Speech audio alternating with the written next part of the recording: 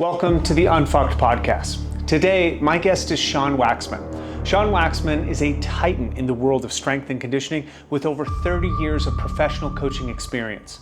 As the head coach and owner of Waxman's Gym, Sean has shaped champions, producing 2 top 10 finishers at the World Weightlifting Championships, a World University Championship silver medalist, multiple Pan Am Championship medalists, and over a dozen national level weightlifters, including 3 national champions and 4 American record holders. A former national level Olympic weightlifter himself, Sean earned a spot on the USA weightlifting national team, a national medal, and 5 California state championships under the legendary Bob Tucano. With a master's degree in biomechanics and kinesiology, he's not just a coach, but a scientist of strength, serving as an assistant strength coach for the University of Utah Youth Football, Utah State Director for the National High School Strength Coaches Association, and lead instructor for USA Weightlifting's coaching education program.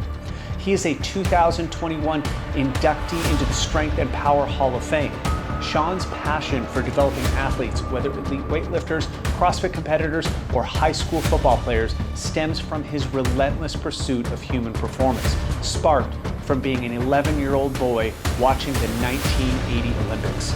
He is also the author of Suffer Smarter, which catalogs his greatest life lessons under a barbell.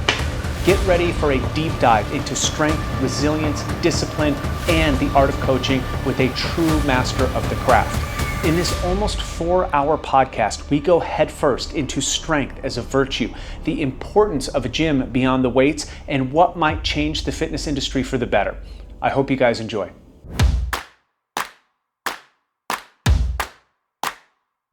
Welcome to the Unfucked Podcast. My name is Michael Blevins. I've been training some of the world's most elite performers for over 15 years. From iconic actors and athletes to soldiers and CEOs. I'm an entrepreneur, an athlete, and an obsessive when it comes to human behavior. Man looks in the abyss. There's nothing staring back at him. At that moment, man finds his character. And that is what keeps him out of the abyss. I think I understand.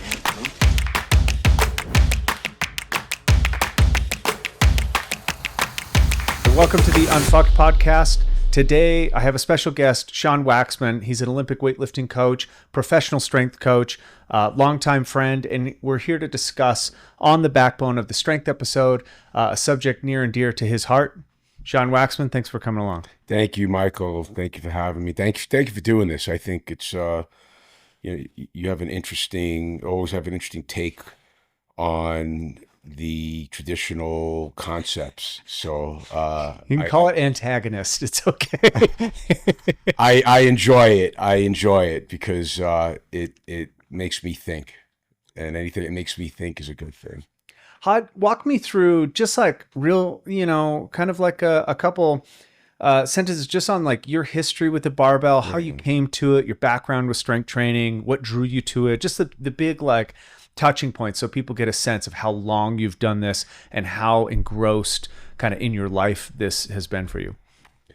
So I grew up in an era, I was born in '69. So, I coming of age in the early '80s, but my dad lifted weights. So, we lived in the projects, and he and his friend Raul would got a room in the basement of the building we lived in, and they set up their own training room. They made a lot of the equipment. They bought, I bought the weights, and I would, as a really little boy, I would go there and watch those guys lift weights, and he wouldn't let me lift with them at that age, 9, 10 years old. But I saw my dad do this thing, so I was always, it sparked the interest. But my why early on was because I saw in the neighborhood the bigger, stronger guys, either could win more fights or not get fucked with. It's a survival thing. Yeah, so I was like, well, I want to lift weights, and I want to be big and strong enough to either win more fights or not be fucked with. Okay. So And as I started doing it for that reason, I was playing sports. I played sports my whole life. My dad was a coach as well. So Football. I played everything. So I played basketball, I played football, I played baseball. Baseball was probably my best sport. And then I ran track, I boxed. I did, if it was a sport, I would play it, whatever was available in the city. There were some things that I had no concept of. But I found myself, the stronger I got, the more I trained, the better I was. I was just better than everybody.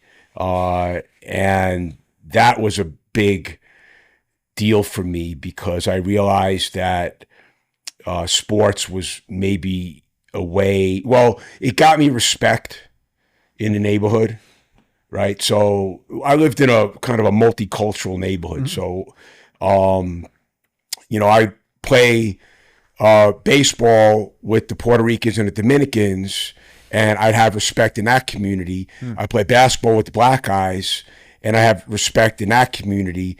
Football is kind of a mixed bag. So it was, it really opened a lot of doors for me, not just from sports, but culturally. Like I would be invited to have dinner at a friend's house who was a different culture of mine. So I got introduced to, Dominican and Puerto Rican food or Caribbean food and spend time at a dinner table with different cultures. It was great. And that's, that, to me, that started because I trained. Yeah. Right? And I fell in love with the process, and I started to just find anything I could read, anybody that would talk to me that was big, the biggest guy, right? You go up to the biggest guy and you ask him a ton of questions. So some guys just tell me to go fuck off, but there was a couple of guys that took me under their wing and they taught me. My dad didn't know what he was doing. He just did it. Yeah. And then I would go to the library nearly every day, and I would just look for books that had anything to do with training, because the magazines were like Muscle and Fitness, and even at a young age, I realized, guy in tights, not for me. Like it's not that they don't look like the people that I want to look like. They're not doing the things that I want to do. Instinctually, I think I understood that. And then this was one of those defining moments in your life. Very at the very top of the whatever physical education section they had, there was a magazine box, and they had a stack of Soviet sports reviews, which is a magazine that Dr. Yesis, he transcribed Russian sports science into English. Yeah. And put it together in this Soviet sports review. And it was the first time that I was reading about training in a way that I knew that it was different than what I was reading, and it was important. I just didn't understand any of the words. I know exactly what you're talking about. I think the first book I read from Verkhoshansky, like special strength training. I was like, I think I was. You read that at 16? Yeah. And I was like, they have measurements for these things, and they know that's precise, like centimeters that you should depth drop. And I was like, what is a depth drop? Right. I would try jumping off of a box, but I misunderstood the concept of landing on a, elongated muscle or and so I was like, oh man, this is super secret. This is if I could understand this, then maybe I would understand what it is I'm doing. That was what I was doing. I would sit there with the magazine and a dictionary. It's like a treasure map. Yes, 100%. 100%. And I would write down every word that I understood, right? And then they had this other word that I didn't understand, and I would look it up. I would look it up in the dictionary, and I would write the definition. Yeah. And then I had just notebooks and notebooks of these notes. And then as I got older, I understood more. And then I would reread And I would start to get, and I was like, wow, like there's a way, like you can, it's not random, right? Like there's a process to this. Yeah. And I started to, figure out from my own training, and I started to train myself in a way with a process. And then there was like canned training programs, like this Cybergenics or so, like these crazy programs. I would do them all. I would do them if they were geared towards sports. I would do them all. And then Bigger, Faster, Stronger, the magazine, or Bigger, Stronger, Faster, whichever one that it was. I saw that, and that he's from out here, and that was the first magazine that had athletes doing like power cleans, and they had their program. They had like a periodized program, and I did that, and I tried to understand what was going on, and I knew pretty early on that once I finished playing sports, whenever that was going to be, I was going to coach and strength. Like I didn't want to be a sport coach. I wanted to be a strength coach. Yeah, I think that there was something about that attribute that is what linking all of these things together. And I think I think this is not that you're, the same, but there's a lot of similarities between you attaching yourself to the look and feel of an ability and then trying your best to exhibit that ability. Yeah. So you're signaling. So you're building kind of like a tribe of people that you want to belong to and people that want to belong to you. And this is why I said it's like cross culture. You mentioned it, but I look at like strength is probably one of the most enduring cultural values. Well, you talked. It shows up in cave drawings, like the expression of strength. Totally, is one of the oldest things that humans have done, and expressed importance with.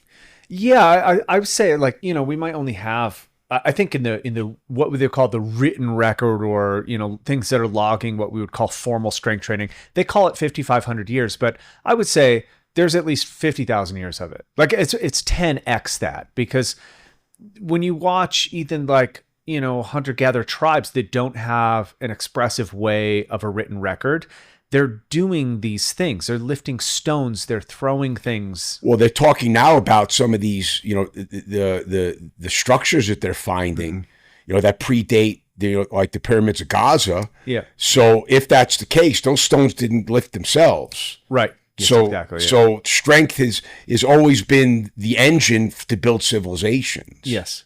I think that, I talk about it a little bit, and I'll probably go into it in more depth in a follow-up episode to strength, because I really do see it as like one of the most important behavior traits that you could have, not just as an athlete. I think as an athlete or in a sport, it's just like a very narrow tunnel that we get to, and that's kind of where we all kind of find where strength expression is most attractive to us, which brings me to like, what was it about a barbell for you that was like, what pinged in your head? Was it what you saw, or was it the people doing it? Yeah, so that's a great question. So I think it's a combination of both, because like I would look at, there was a guy that in the Bigger, Stronger, Faster magazines, this guy Stefan Ferlholm, who was an Olympic thrower, and like that picture of him in there, lifting weights, but the way his body was, and the things that he was doing, I'm like, that's who I want to be like. And he can run. He had a sub 4.540 at 270 pounds. So he went to like Denver Broncos training camp, and he like broke all their records. And football was was my big thing. But the way he looked, the way he moved. And they showed him lifting these weights, and I said, okay, well, if that's what it takes. Yeah. I mean, if they showed him juggling chainsaws, I probably would have got into juggling chainsaws. I still do this today. Like, I'm enamored with watching people move. Right? Like, yeah. My Instagram, things that you should look at kind of thing. If I scroll through it, 90% of it is like guys jumping, jujitsu stuff, like Yeah. people moving in a very weightlifting. All of these subjects come together, and I think this is a really important part when you talk about what it is about strength, because it is what is the human inclination to want to copy these or exhibit these traits. To me, if I were to be honest, and maybe it's different, but you just, I think, made the case for it, is like, I think there's a measurement of beauty in it. And like anything, there's like, the human eye is attracted to symmetry, ratios, rhythm, and timing. All of those things can be remarkably beautiful. And this is what I would say took me kind of from the traditional lifts of just like bench, squat, deadlift, which I really was really after originally. And then something I saw in a snatch, and I went, oh, that's different. And I can't describe why. It just looks so fluid and rhythmic, and the timing and everything. But now I can obviously describe it in better language. But in essence, I just like, in my caveman mind, I go, I want to do that. And that's kind of how I picked it up. It's funny you say that. I too, I am attracted to movement, and, it's so much so that, I went to graduate school for biomechanics because I want to understand. I can see the movement, but what's going on inside, for us to be able to create that? Like, how do we do that from an internal perspective? From a not just a kinematic view, but a kinetic view. But I would spend a lot of time at the dance at grad school. Like, I loved watching the dancers, and then I dated one of the dancers, and she would watch me train, and then she had brought friends over, and we have these deep, long conversations. And so, to your point, almost everybody that I know that has studied dance seriously loves the snatch,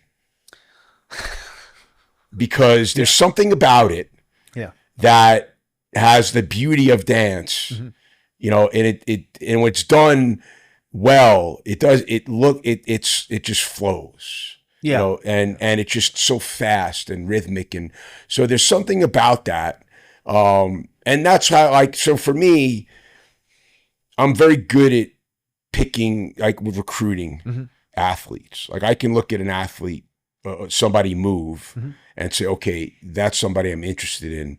I can't always describe what I'm looking at, but you can see the potential. It's timing, it's rhythm, it's just the way they walk across the floor.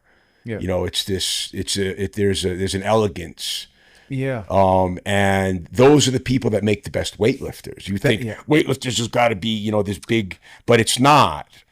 I would say people that misunderstand the sport, and this is when we get into kind of like maybe more of the details between the different aspects of strength expression, you learn very quickly in Olympic style weightlifting that this is an athletic endeavor. And I think when you measure across like sports that transfer very high, Olympic weightlifting is one of the highest for athletic ability, which is, kinesthetic awareness, body awareness, spatial awareness, all of those things. I think in some of the tests that they do between gymnastics and weightlifting are the highest. And this is where I kind of like, maybe not a criticism, but definitely a recognition of limitations of people, of what I would just call the industry of strength and conditioning, is that the teaching of, and again, it's an inanimate object, nothing against the practice, but the teaching of weightlifting through the means of like kettlebells and all of these inanimate objects, for whatever reason, the teaching of those movements don't transfer to complex athletic expression. And they've showed this like quite a bit. Crossovers, getting gymnasts to express like complex barbell movements. They're very good at the crossover, and same thing with weightlifters going over to gymnastics, back tucks and these, complex, explosive, multi-chain movements.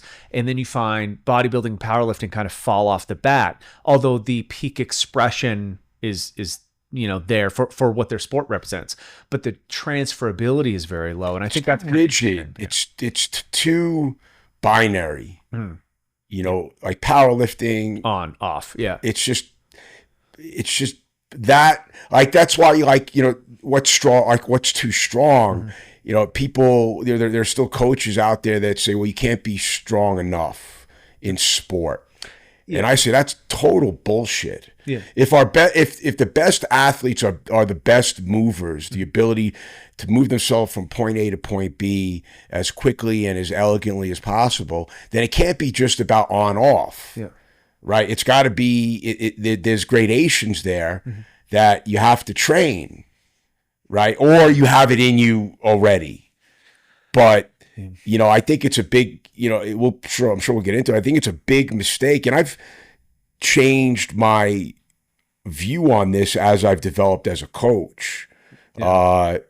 To the importance of athleticism in training for all sports, including the ones that are higher on the strength power spectrum. So walk me through, because a little bit into your first training experience. Like, how did you first view strength? Obviously, you're probably a glutton for punishment because it obviously is there. And I would call this like there's an exceedingly high greed for strength on young men who notice that it is a value, right? It's just like anything.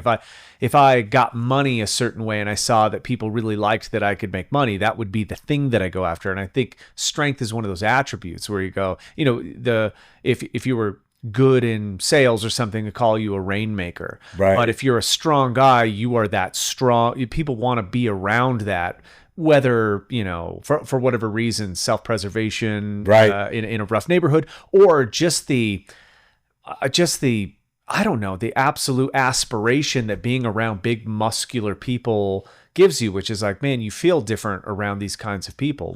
What is it, your thoughts and your takeaways and your first endeavors, like what were those like, and how do they shape what you do now? So, I made some very good choices as a young guy because I always knew, or at least I thought I knew, that speed and the ability to jump high were equally as important to me. So at an early age, I based my training around my ability to run and jump. Interesting. And change direction.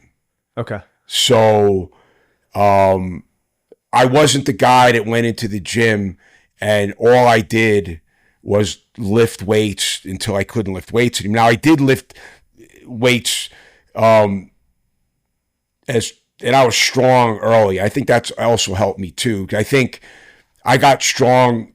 I had an affinity to gain strength pretty easily, which I think allowed me to do less training, and more running and jumping. So, like, I wasn't a hard gainer, which I think helped. Yeah. Because I basically would look at, it was simple. Like I would time myself all the time running. My dad would time me because there was no like electric timers back then. And I also measure my jump. And if it started going down, like, I would squat less.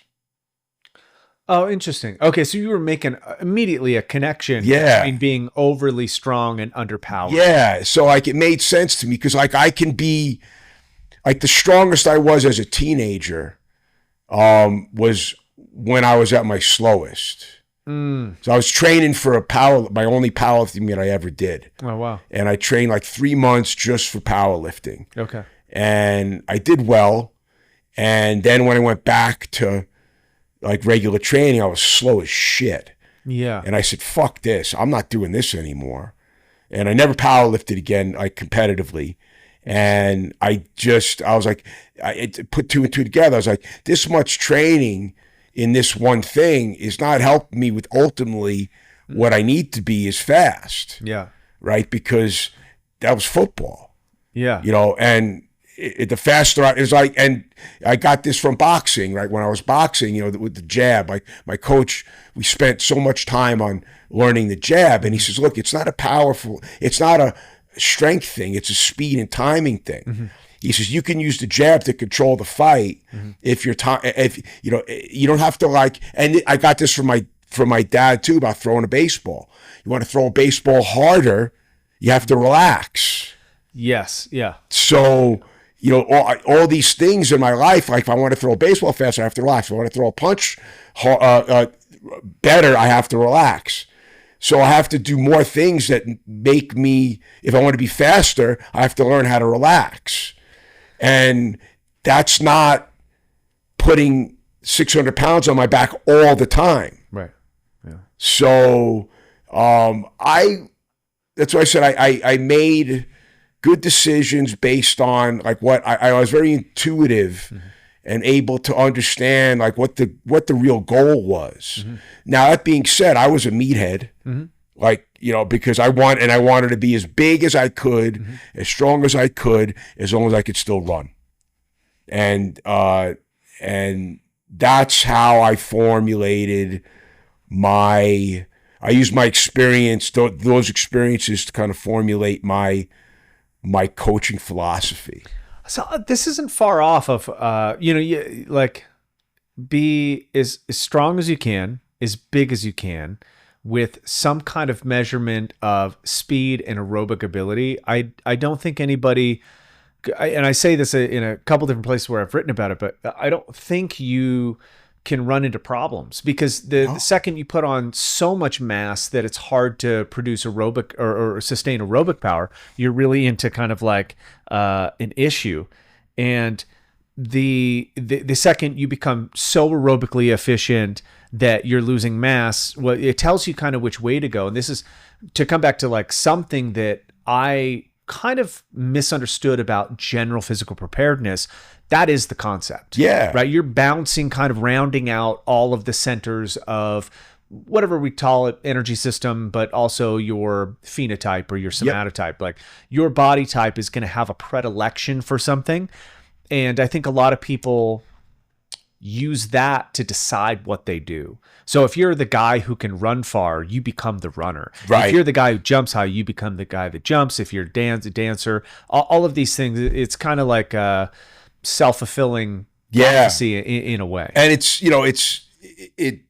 when things come easy to us, we're more apt to want to do them. Exactly. And I think it's the antithesis of training.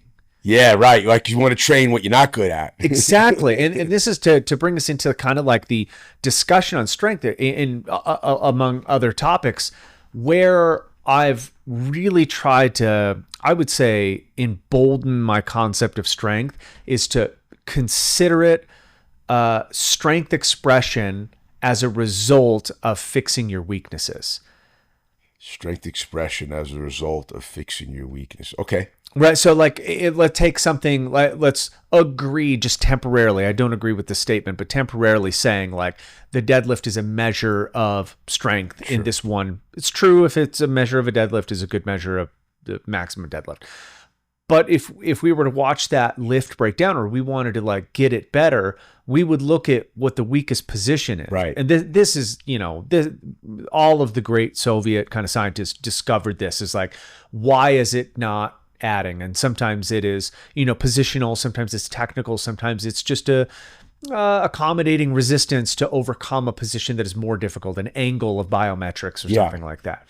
And what I would say is like, that is very much true, but let's get more data points. Let's get more spherical with it, as opposed to just this linear thinking of like point A, point B. Let's add geometry to it. And I mean, like, let's blow it out to all the points that we can be weak and strong in all the joint angles with all the movements, and then add all this, fiber disposition and muscle type stuff on top of that. And you go, that's too complex to think about. Okay, where do we need to hone it in then?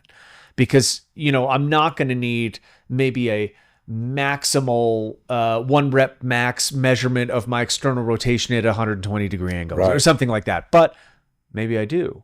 or you know what I mean? So like thinking about this is where strength becomes really interesting to me, is because it's really predicated on your ability to diagnose your own weaknesses and understand like, ooh, I'm not good here. Therefore, how can I build up?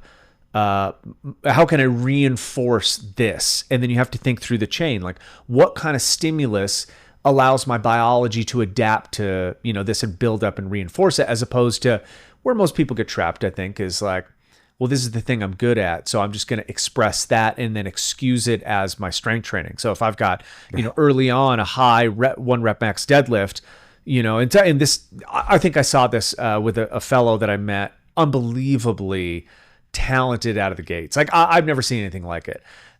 He worked at a CrossFit gym kind of in the South Valley. I think that thing since has closed down, but I was watching him squat at a competition, and I was like, 540 pound front squat. Holy shit, man. And I couldn't tell you how fast it moved. And he like, you know, 670, 680 back squat, no belt, nothing, just just repping, doubles, triples. Those are big numbers. And I like, bro, like, what? The question got, you know, I see the strongest dude because the measurement is still that is a valid measurement in that case. And, you know, what are you doing? And he goes, you know, the first time I ever back squatted, back squat 405. And I was like, oh, okay, like that's different. Yeah. And he goes, the second time I back squat was 7 years later, and it was 500.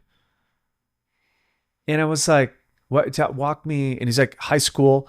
They just had him try it. He did it. But I think the strength coach was probably pretty smart. He goes, you don't need to do that anymore. You like already do that. And then so he built up this big thing where he could do this trick essentially. And then, you know, fast forward the 8 or 9 years later between these, and then he's like, well, I'm pretty good at this. Maybe I'll just try strength training for a bit, and immediately put on 100, 200 pounds on these lifts, but also not good at coaching a squat because he'd never had to problem solve it. You never had to practice. He saw somebody who couldn't squat 200 pounds and goes, what the fuck's wrong with you? Right. You know, I see this a lot, and I would look at it like my squat has never been very strong. Like it's but never you've been done it a lot. Done it. I've gone from, I would say that, you know, I have this story that is pretty funny. I would do like 10 by 10s at like 225 and that German volume. Yeah. And I would run like a mile in between. I was you want to talk about a glutton for punishment. Yeah. I would do 10 by 10s and run a mile between the sets of 10, just to run 10 miles, do 100 reps. And when I look at it, I was like 185 pounds at the time, endurance athlete, but trying to, right. I was endurancing my way to strength. Were you on the bike at that point? Yeah, I was racing quite a bit, and still trying to like be what I would call GPP. And because that was what I could fathom, that was strength to me. I would call it the endurance of strength, because it was just doing massive sets and massive reps. And it's a version of strength. I mean, something. I don't know what it was. I couldn't describe even today what it was. I would call it hardship. Hardship training. Okay. You know, 2-hour sessions, stuff like that. It was super fun. And then I got this job, and before I met this strength coach that I met, I was training with this just strong ass bodybuilder. You know, I found a strongman gym down in Cape Town, and you could tell in his gym, this was phenomenal. I walked in looking for a gym to use for my client, and I looked at the dumbbells, and he had like 2.5-inch grip, swivel grip dumbbells up to like, I guess in kilo, he had a 60 and 65 and 70 kilo dumbbells, fat grip. And I was like, man, nice. Dude, this is like, who the fuck uses that? And he was just built different, rugby player, but built different, bodybuilder at this point. And so he's like, we hit it off immediately. Like this guy, Alex, he's a super cool guy. And we just like, I was like, how do you train? You know, I train totally fucking different. I can't use any of this equipment. Show me what you're doing. So we started swapping sessions, and super fun, because I would gut him on a bike and take his life away doing like IWTs and these aerobic sessions that he had never felt anything like that. He thought he was like saw death for the first time. And he took me through he's like, let's do a leg session. And I was like, oh, we do something called motherfucking leg day where I'm from. He's like, cool. That sounds awesome. I just call it leg day. He's like, all right. So I was thinking about my 10 by 10s, and he goes, let's just warm up with a couple sets. And he's like, just sets of 5. And so we go like 60, 60 kilo, do 5. Yeah, cool. He throws on, next set is 100. And I'm like, what happened to all the other the other kilos? I was getting up to the thing, and he watches me do 5 at 100, and he goes, you should try like squatting all the way. Cause I was, already protecting to try to get this number. Like, okay, I'm just going to stay here. And then he goes, 140. And then he goes, I think he made the jump to 180. Yeah. And at 180, he was doing the fastest sets of 5 that I've seen. And I mean like ass to grass. Yeah. Full position, just like as upright as possible. So we start with this 5x5 session, and then we go to like a 3x12 Bulgarian split squat at 60 kilos. I fell down the fucking stairs. Yeah. It was so incredibly difficult. And in my head, I went, okay, I've been dishonest about what I have been doing and calling it strong. I've been calling 100 kilos or 225, whatever you want to call it. I've been saying that I've been doing this thing, but I haven't been doing that. I've been mimicking it. And this became kind of the revelation of like, I don't know what I'm talking about with strength. And some people really are able to show you that. And that was like a magical moment for me to be like, okay, no one fucking cares where you're from. They don't care what t-shirt you have on. They don't care what gym you go to. It matters what you can do and what you say you can do. There's this honesty factor that just became so relevant to me in that lesson. Now, from that point, I was like, I'm going to get strong. And that's kind of where I shifted away from endurance sports, because I was working so much in gyms, it just made sense. And I really got out, I dedicated myself to being, I'm going to figure this thing out. I'm going to, I went back and started rereading literature. But again, I missed the part that warned me of certain things. And I went right to the part that, what gets you strong? And I was like, what sets, what reps, what progressions, right? What does it? Is it the movement? That was interesting to me, because it really, like, I wouldn't change it for anything, to be honest. I learned strength a really difficult way. I didn't have good mentors in it. Right. It was all, trial and error, which not that yours wasn't, but it seems like you had like, no, I had people along the way that were, I could check in with, and then, so I wasn't out there by myself. Yeah. So I think that's probably why it's so important. Funny enough, before we even met, I watched tons of stuff on you. There's not much in the US when it comes to weightlifting. So when you do look stuff up, it's you, it's Bergener, it's like a couple of guys. And there's like a stylistic thing that comes from it. And I think because you're kind of like hard-nosed about, you just fucking got to get after it. Your attitude really reflected mine, which is like, you had kind of a no bullshit thing. There was this hard work involved into it, and it wasn't magic. You weren't, you didn't have a prescriptive formula. You were really about how I heard you talk. I remember one thing, maybe it's something you wrote. I can't remember where I saw it. I know it was you, but you talked about, identifying the problem and then working that problem, not just imagining that you're getting better by doing the full movement. And I think you were talking about the ratios. Yes. Yeah. I was talking about the ratios. It's how that's the way we identify weakness in weightlifting. Yeah. Okay. Certain exercises have a very strong correlation. Front squat clean. Front squat clean, or lift from the boxes. So it's not just strength, but it's also the ability to produce velocity and speed and position. So there are certain exercises that identify these weaknesses, and that's a way, by determining the ratio. There's certain ratios that we look for, and if something is out of whack, it's a sign that there's a weakness. So at the when a weightlifter's good, I'm not saying maybe they're not elite yet, but when their technique is consistent through all ranges of intensity up until about 90-92%, then the mistakes they make are mistakes of weakness, because they're consistent through all ranges, and then it's heavy. Something is going to show up. If you're a beginner, you're inconsistent, right? The mistakes aren't because you're too weak; they're just because you don't know what you're doing. A technical deficiency technical skill. error. Yeah. So then you can use the same exercises to deal with both issues, or just used a little bit differently. But as an elite athlete in weightlifting, if the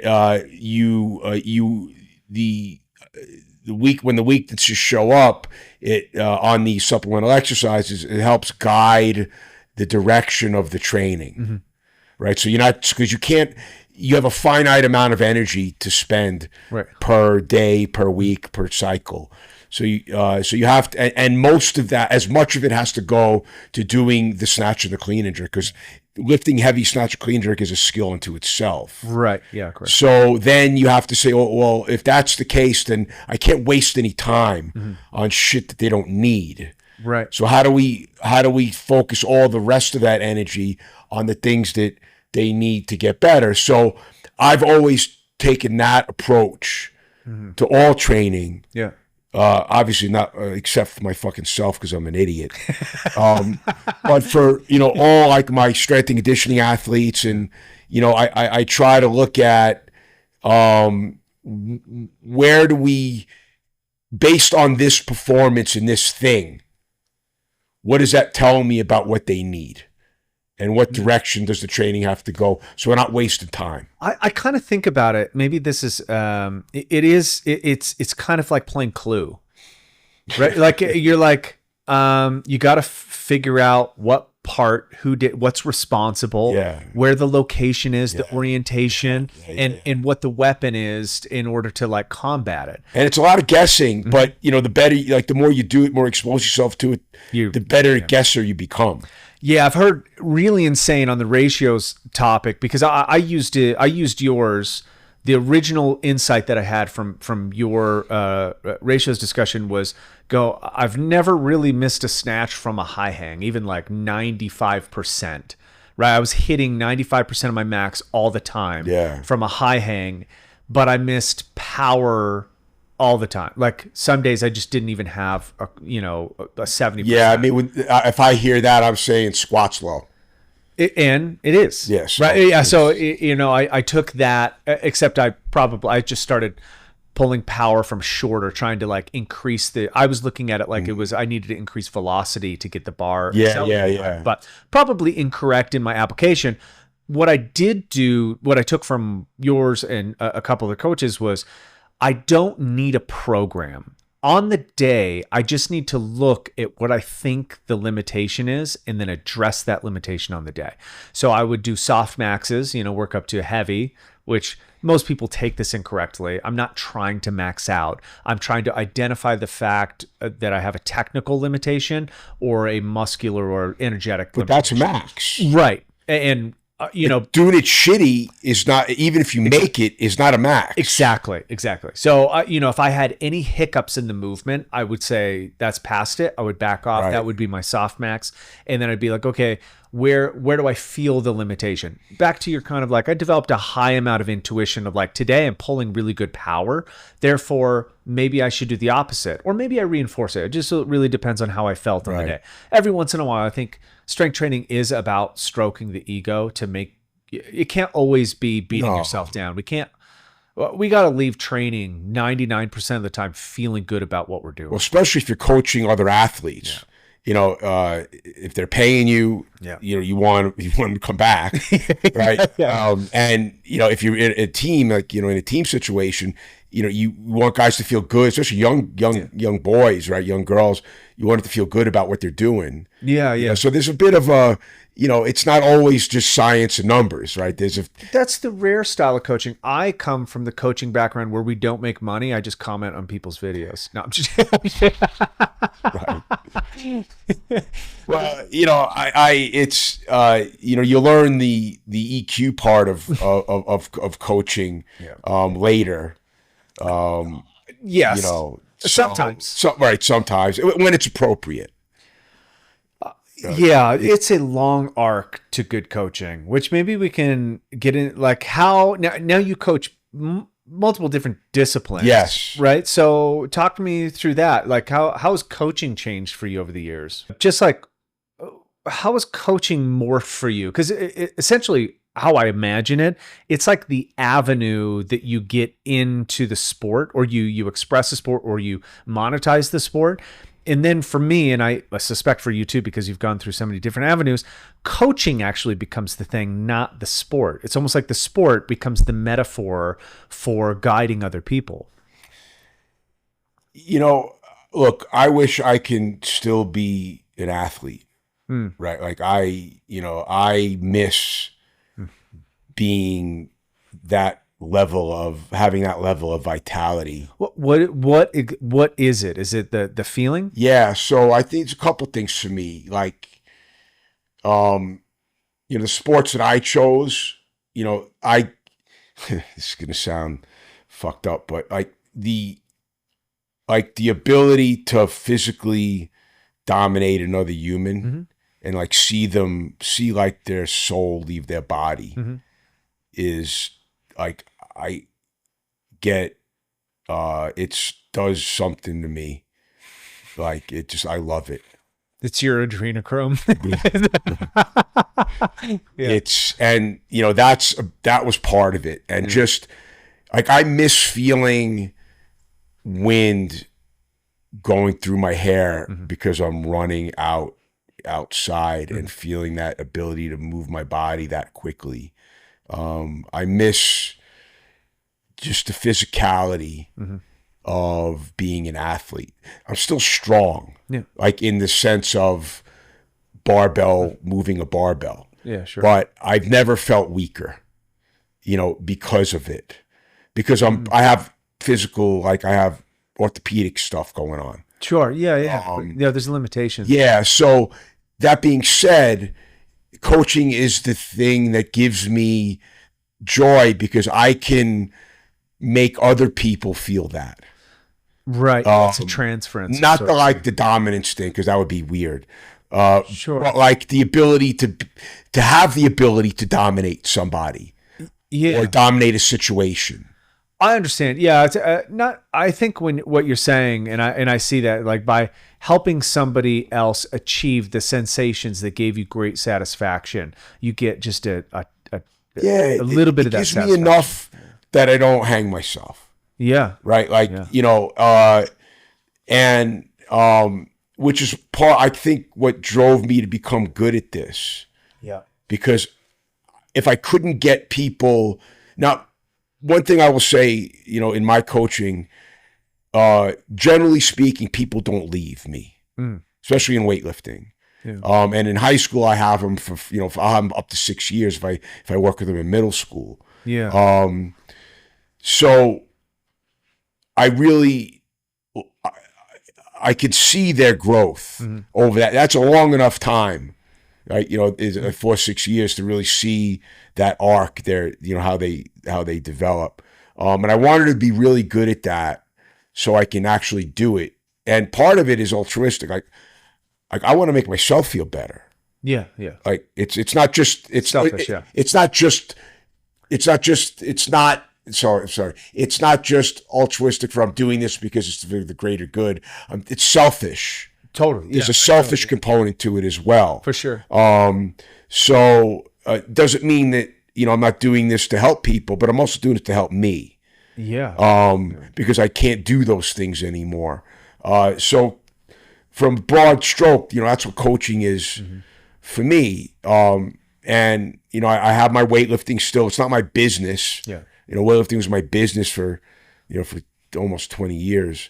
But I do it now on my terms. Right. I'm not beholden to keeping a brick and mortar open like I was before. And I'm back at coaching high school kids, which is my favorite, part, because the coaching is the easy part. They're not, it's not weightlifting. Yeah. Like to me, the challenge is how to it really develops your ability to be a leader and build culture and the organization part of it, all those things that are hard for me because weightlifting doesn't have that. Like you don't need that in weightlifting. So really it's developing another part of the coaching, which is interesting because most people that get into coaching, they suck. Like even the top guys, right? They suck at the technical part and they're great at the culture and the leadership part. Yeah. Apparently that's good enough because they're paying guys $1 million a year to do it. Sure.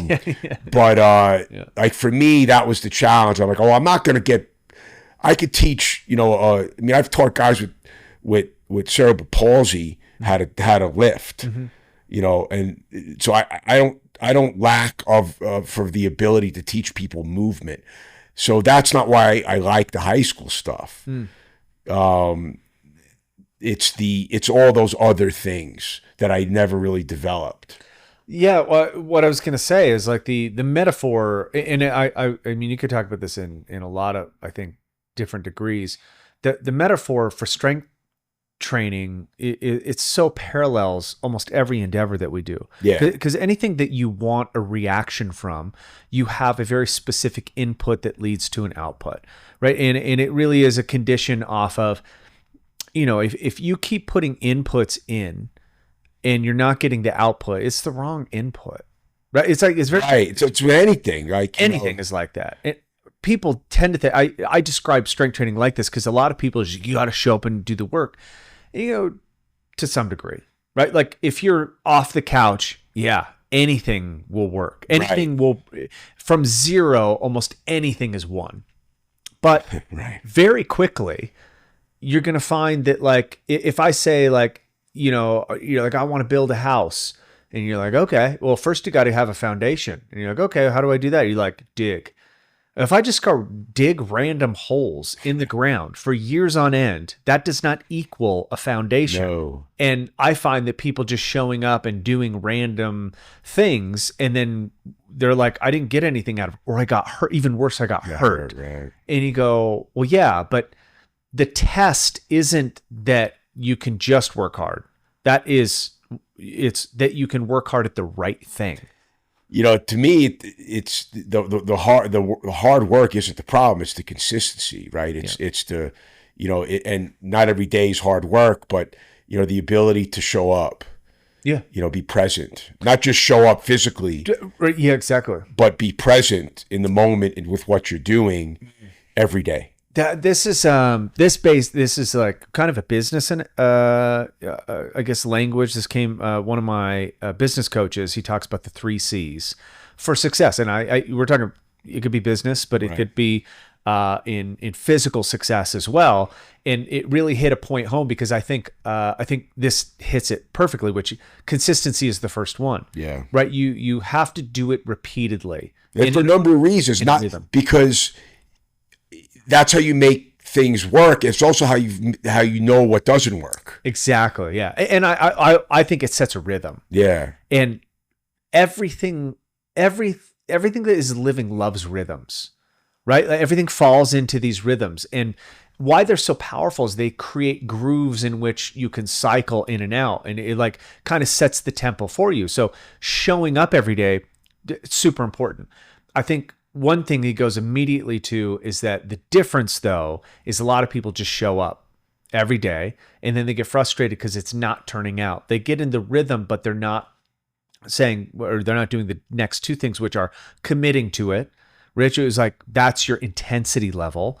And they're also not clear what they're doing. There's no clarity in what they're doing. So the 3 C's are consistency, commitment, and clarity. And through those through things, you can derive whatever output you want. I think that really is relevant to strength because if you show up every day, you're obviously doing the work, but the commitment is almost about being intelligent or at least driving effort and intensity toward it. And clarity is understanding that the goal needs to be very specific about what you're trying to achieve, which I think, man, I didn't have that for 90% of the time that I was training.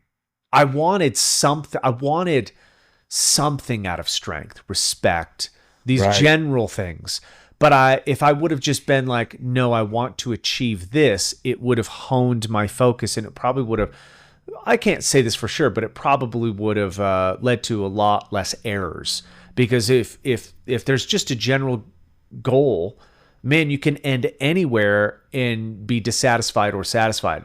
That's just up to where your brain's at. And if you're like me, I'm never satisfied. So therefore, if I'm not very clear about what I'm trying to get out of something, then I'm not going to ever be satisfied, which means I'm not doing anything worthwhile. I'm just digging holes, essentially. You know, it's funny you say that because, you know, I was an athlete till I was 31. And then it ended abruptly because of an injury that I had to stop. And then, you know, for the next 19 years, I didn't really have any of those C's, right? I was digging random holes. You know, I would train, didn't know what I was doing, had no why, did no clarity as to like what am I trying to do? What am I doing this for? And I didn't really like to train because I trained before because I had this carrot dangling in front of me. Yeah. You know, and it really clarified everything. It made me, you know, I knew exactly what I needed to do, how much, when I needed to do it. With absent that, like I wasn't the guy that just loved to go to the gym just for the sake of going to the gym. It, you know, although I spent my whole life in one, you know, it wasn't until I was right around 50 that I got that back, you know, and I started to focus on the things that were important again, and had nothing to do with the weight necessarily on the bar. I started to look at, you know, physiological things like body fat and you know, and the things that I can measure. I got excited. I'm like, well, fuck, I can measure these things with accuracy, and I'll know exactly if I'm making progress or not. I'm like, fuck, this is what I was looking for. And it almost didn't matter what I did, as long as I can do it and move the needle on the things that were important, right? So I realized that killing myself all the time with heavy weight didn't allow me to show up every day. Shocker. Yeah. Right, exactly. So I stopped doing that. Yeah. Right. I started doing things that supported the clear vision that I had of the direction I was going. Yeah. But, you know, so for somebody that lives in that world and did it at a high level and coached it at a high level, I still didn't know what the fuck I was doing. Yeah. So, you know, people shouldn't, like, it's hard. It's very, like you know, I think it's up to you and people like me and, you know, that to guide people down that road, to tell them what's important. I think you're right. I want you to talk me through one of those things is really interesting, and then it'll come kind of like right into what you've been doing recently with writing and talking about coaching, and that is the sport thing. And this is where obviously we're both. I mean, I just wanted to do every sport, and not the mainstream. I mean, I was very, you know, rebellious. I didn't play team sports. I went a little bit different track, but anything that was like anti-sport, which is still a sport, skateboarding, snowboarding, like just the, you know, the weirdest thing. Martial arts was a big one for me. Anything that was kind of like a fuck you to the norm, I was super into. And what I found, and it's taken me a really long time to rationalize this, is that, you know, you mentioned it just as like, man, when I had this really clear picture inside of the vessel of sport, it was just so easy. And this is absolutely a phenomenon that I think needs to be addressed. There's nothing wrong with sport. I mean, there's lots of things wrong with sport, but I'm not denigrating sport itself. I think sport might be one of the greatest vehicles for self-development. I just don't think that vehicle has any windows, if that makes sense. No, good. So it gets you to a place that is very valuable, but there's very little awareness about what comes after or where you're at once you get there. I think it depends. Okay. So for instance, with my boys, with my high school boys, I am very, very conscious about talking to them about how this fits in to the greater good. Like, you know, the standards that I said, you know, be on time, be prepared, know your job, and finish your job. So I'll clarify, because I think you're right. So to clarify, I think the sport is the vehicle, but if you have a good driver, right? You have a Yes. good coach to basically say, hey, this is what's coming up in the terrain. That is a little bit different. And, I again, I'll say to a guy, I did not have many mentors in sport. I really figured out a lot of this stuff by just doing it the hard way. Yeah. And having all the identity loss issues. And that's kind of, again, there's nothing wrong with the sport, but when I see it now as the sales pitch for physicality and self-development, like, oh, just sign up for a 5K, or you should compete in this because it will give you this sense of self. I go, that's a little bit dangerous. And not that it's dangerous in the normalized way or common language way, but it's really gonna, there'll be a crisis that occurs at the end of that journey within the sport. And why I think that's important is because it is, we're separating from how how physical ability was developed for the asset of a society. Physicality is just like probably one of the most important aspects of living in small, contained societies. What you can give for value and what you can do for your community is quite literally the lifeblood. Your ability to hunt and gather and work, and that's put in relation. It's like what you can give is what you get out of it. And when we the Industrial Revolution reset that to a large degree, we became very specialized.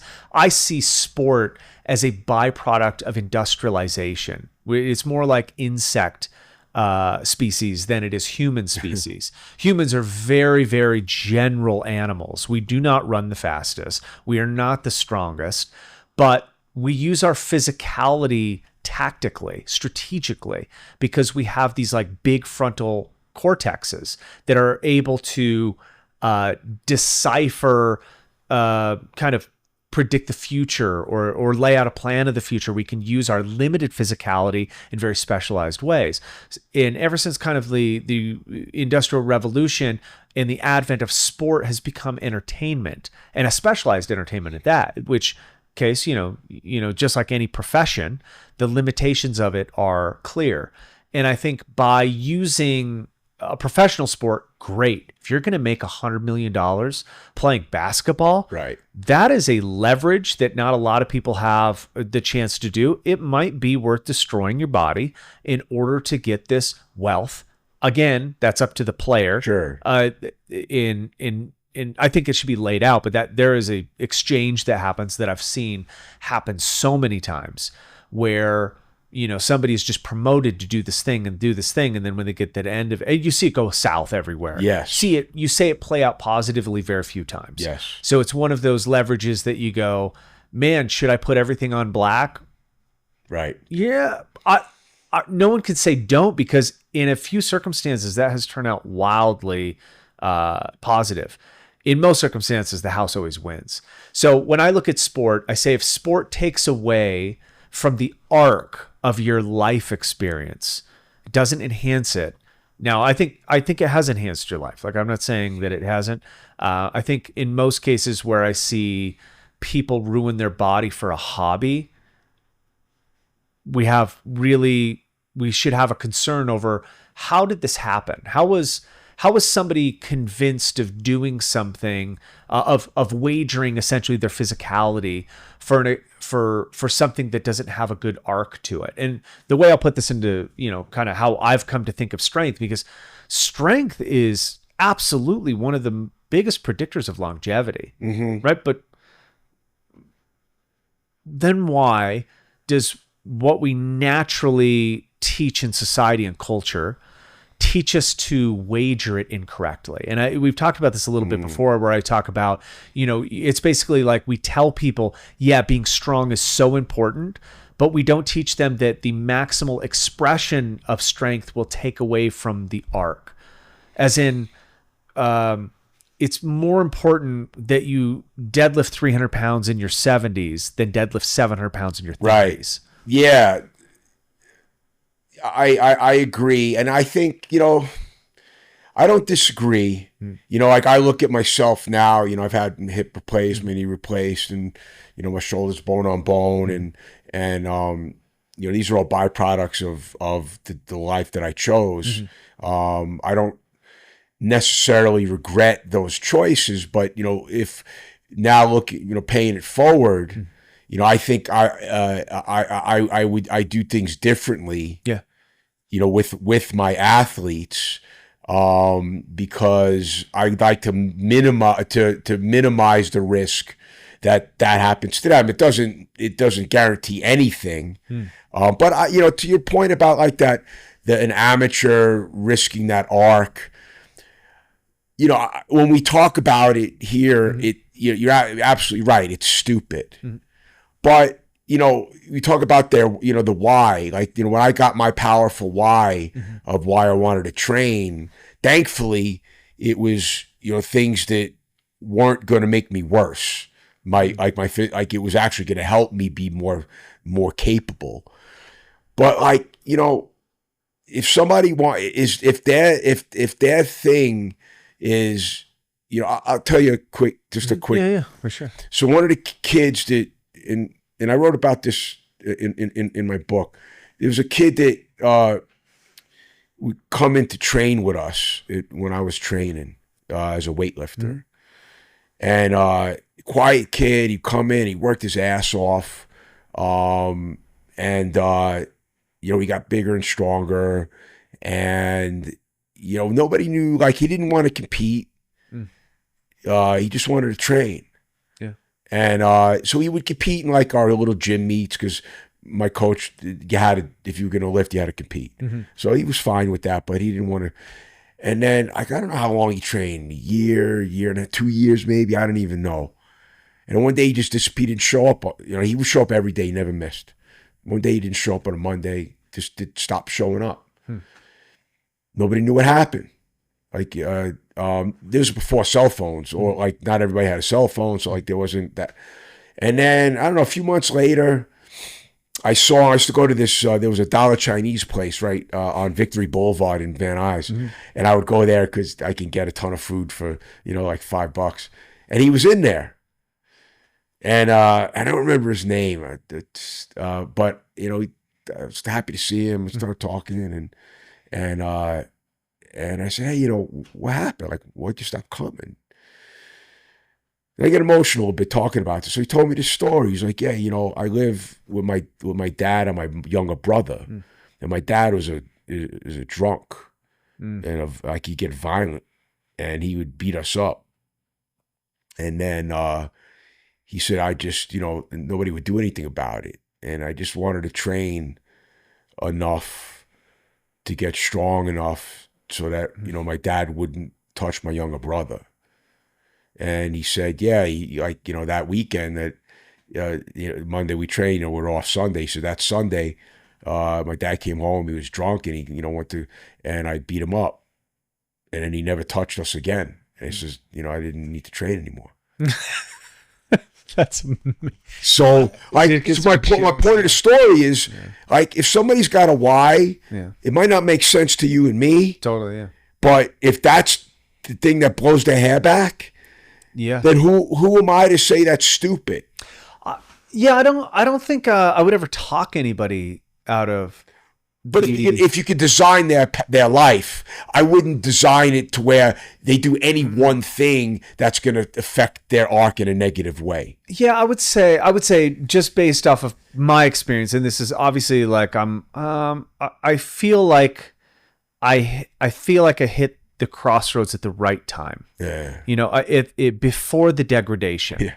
But also on top of phenomenal experiences, international competitions, winning medals, stuff. Like, I've done physical things that gave me a taste, not like total dominance, but a taste of like, I feel good about the hard work I put in, and there was a good reflection from my effort, even if it was a plastic gold medal or whatever the cheap thing that they throw at you for doing, right, whatever you sign up for. So I feel like, although, man, when I talk to some friends, NBA players that are retired, and I'll ask them all the time, like, what was it like?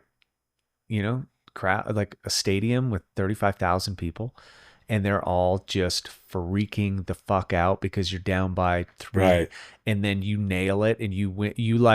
You become something God. better than Become yourself. godlike in that moment. Yeah, for sure. And I don't think anybody can deny that. You can talk about the superficiality of sport, but in reality, Spoken by people who have never been in the arena. and by people that don't understand that although it's an abstraction of an idea, you are living up to the highest ideal of a society, which is in the minute that we need you, you came through for a people. That's really what I get goosebumps thinking about that. Yeah.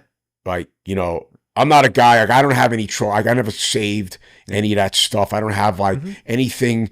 You go to my house, there's nothing around that you would know that I was an athlete. Yeah. That's not what I did it for. But I did it, just to see what I can do, and for that feeling of, I'm gonna fucking cry here. that feeling of I'm not a religious guy, but I look at how people, when they talk about God and what their faces look like. And that moment, like when they hit the game winner, you look at the crowd, they have the same face, and I don't care who the fuck you are, and you're lying if you say otherwise. But to have that for just a moment, fuck, man. I said it before. I mean, there's never been there's never been a weak hero. In the moment that you are called a hero, called upon to be greater than yourself, is the moment that you're the strongest. The moment that you resist you hold yourself. This is why I say in my definition that strength is really about the ability to hold. You're holding the ideal more than anything. And that's why, I had to come to a definition that was beyond physiology, that was beyond the physical. And I needed to connect them because of this exact sensation that you're talking about. The thing that you're talking about that gives you chills, that makes you light up when you're like, oh, it's that. To me, these virtues, these abilities, these attributes that we can develop as a human being, these are beyond words, and therefore we really need to find ways to describe them in order to foster them and keep them going. And for me, when I redefined it for myself, and I'm not saying anybody else has to take this definition, but it really did help me bridge that gap between what we're talking about, which is why am I pushing against this barbell? What am I trying to do, right? As soon as I understood that the way that I hold myself under a barbell is the same way that I hold my ideals in the face of consequences, and the way that I hold my spirit, for lack of a better term, in the face of annihilation. Though all of those things have to do with each other. Now it's not, again, based off of the definition of, you're just supposed to be as strong as possible. No, there's a time that holding yourself will break you. And so really the classic tale, there's multiple tales of this warning of the hubris of strength. Being able to fly close to the sun does what to you? Right. Well, Icarus found that out, right? Yeah, and I said in the first episode about Milo of Croton, which is these are. Why are we being told these stories? And not only just being told them, why are we reliving them as avatars of these attributes? And it really is because I think these are the things that they are responsible for the real human progress. It's not technological advancement that progresses humans. It's really not. It's the human qualities that do, and we could call them the virtuous things. There's compassion and forgiveness and love and strength and determination. All of these things, that's what creates technological advancement. That those ideals are what hold up the discovery of cures and the philanthropic endeavors that I think most people do. And I think, funny enough, these training for something as simple as strength starts that side. It starts that in young men and women to like show them how to hold themselves. I think that's the start of the mechanics for like a greater life. And that's why I would say very careful with where I push people to the degree of strength, because there's a greediness to it. There's this like, well, if some is good, then more is better. Right.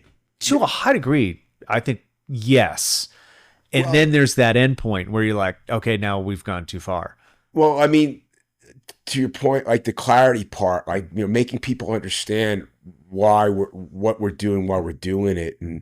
And, you know, I really like what you said about, you know, the driver of the bus, right? Mm-hmm. Like, you know, being on a bus with no windows. You know, when you first said it, my first response was like, no way. But then, you know, but now I process it a little bit, but, you know, I having that driver, mm-hmm. especially with young men. Mm-hmm. I mean, I train mostly young men. To circle back to before is, you know, I think that for me, you know, part of I don't want them to be like I was, in the way that, you know, we're on the bus, closed windows, I'm driving the bus, and I can't really see out. I'm on a track, and I don't know where the track is going, but I just, like, I don't want to be. I want this to be at this age more meaningful. Mm. Not just because I want to play football. Right. Yeah. Right. I want this to be because, you know, I have to do 50 up downs when I'm 10 seconds late, because you have to organize your life. You have to prepare to be on time. Mm-hmm. You know, it's important. You know, you have to be uncomfortable. You have to be comfortable being uncomfortable. Mm-hmm.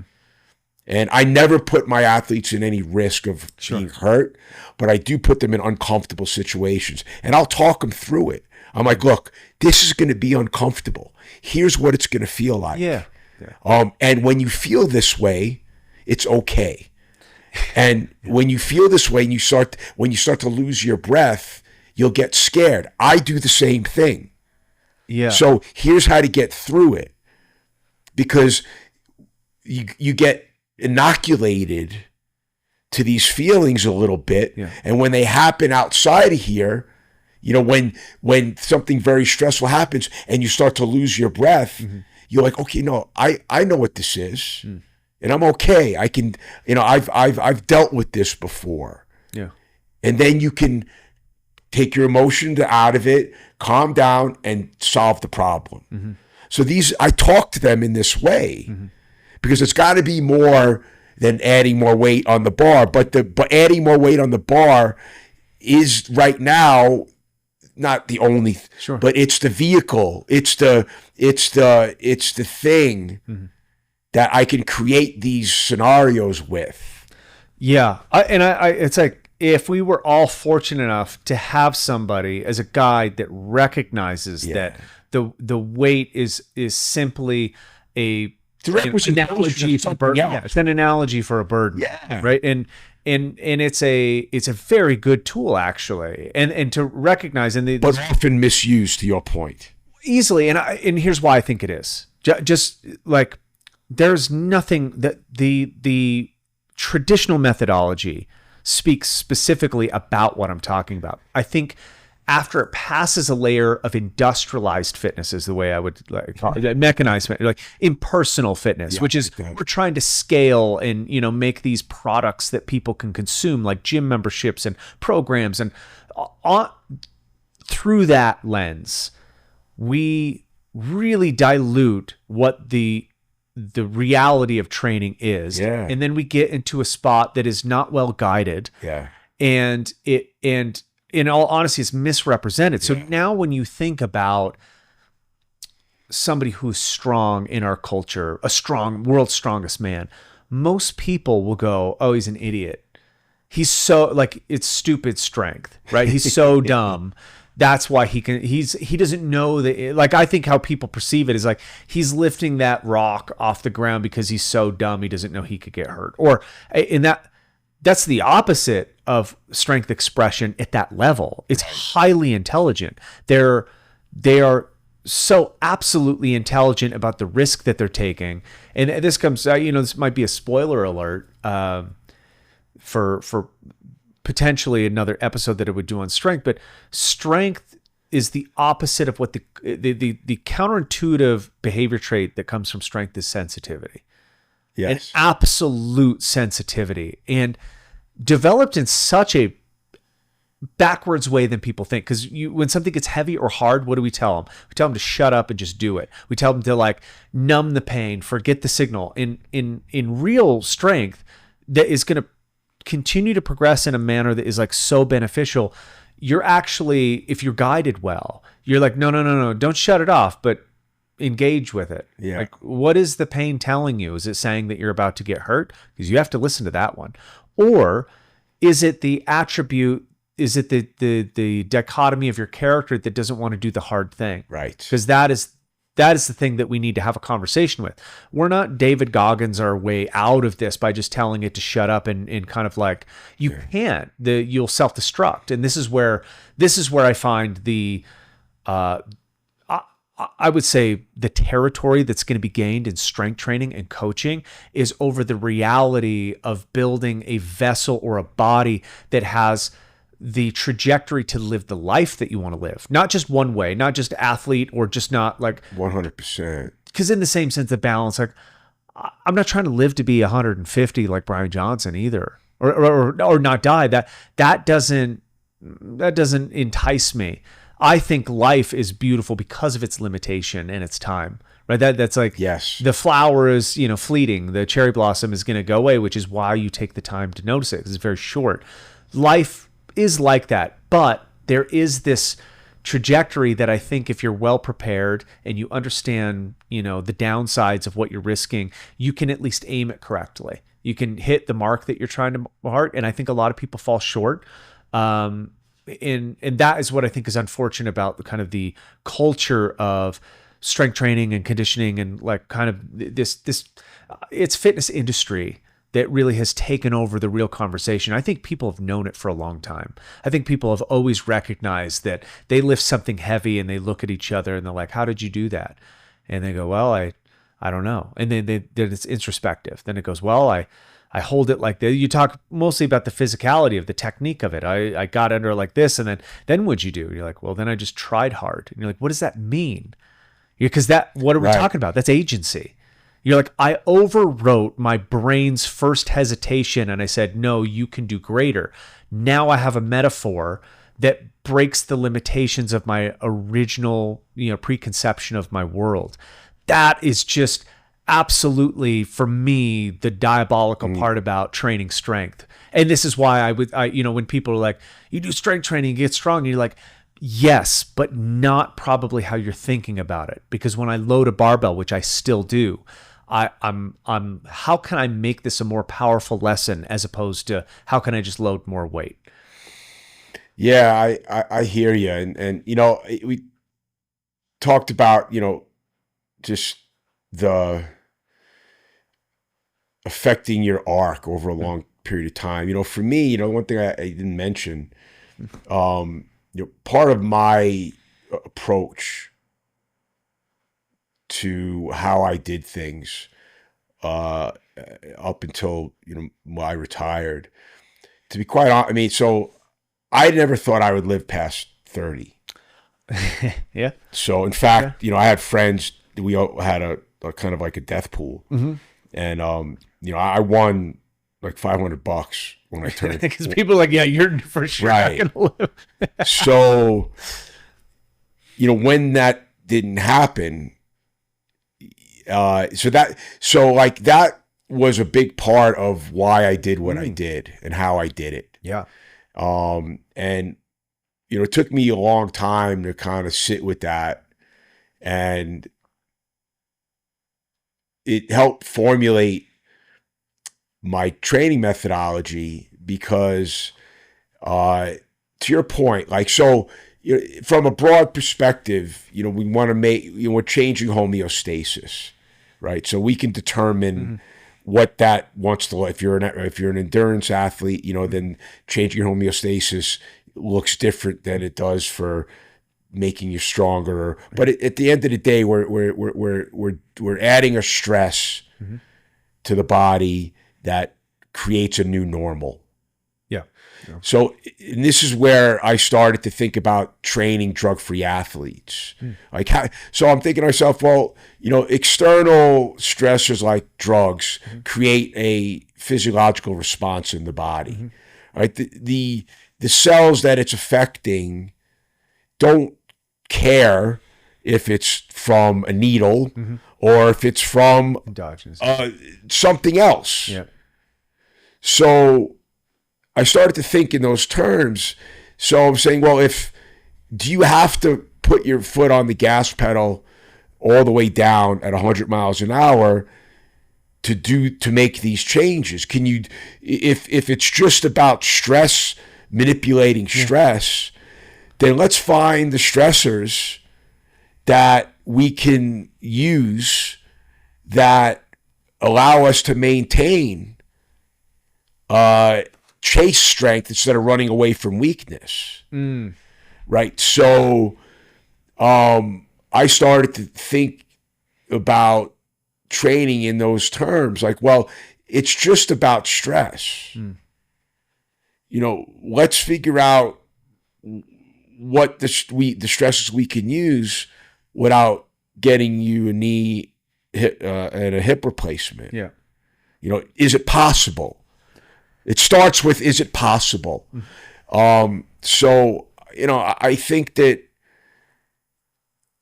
how we mix the drink, how much of this, how much of that it requires some elegance in how you mix things, and you have to be paying attention. You have to understand the stress responses. You have to understand what the goal is. You have to understand that, what are the limitations. You have to understand, how to get somebody to continue to endure this while keeping them able to endure it. Yeah, I think you bring it we're basically walking pharmacies, right? We have this endogenous, and biology is just fascinating like that. Essentially, whatever we're receiving, we're releasing a host of drugs of some sort. And what I find is that physical training is one of the most powerful drugs. Oh, for sure. As an input.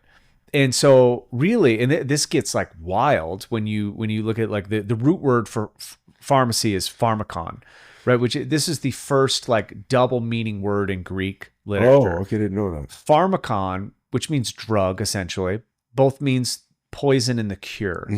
And so it's all about the dose. Exactly. So when we're looking at the pharmacological dose response we're getting from training, that's like saying something this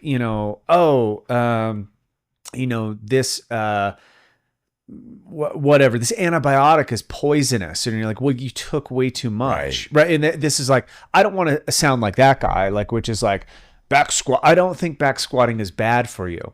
I think people misunderstand. Doing it 8 times a week is probably not the best. Right. I'm just saying, if you're hitting the needle every day, it's probably not the right drug for you. Right. In which case, let's find the drugs that release the benefits from dosing. 100. This is how this is how training is designed. Yes. You look at what's the end result you want, and you work backwards from there. What needs to change. Yeah. Okay. Then what are the stressors we need to make those changes? How do we combine them? What's the amount? What's the all these things? Yeah, you're going to chem school. Yes, right. You're it's 100%, and that's what programming is. Yeah. And if you take that approach, more times than not, you'll guess right.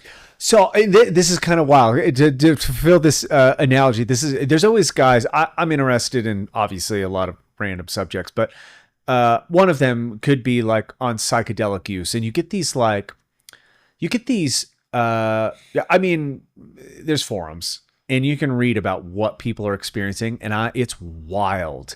One of these drugs that I'm not interested in whatsoever is called Angel's Bells. Oh boy, or doTERRA. What is it?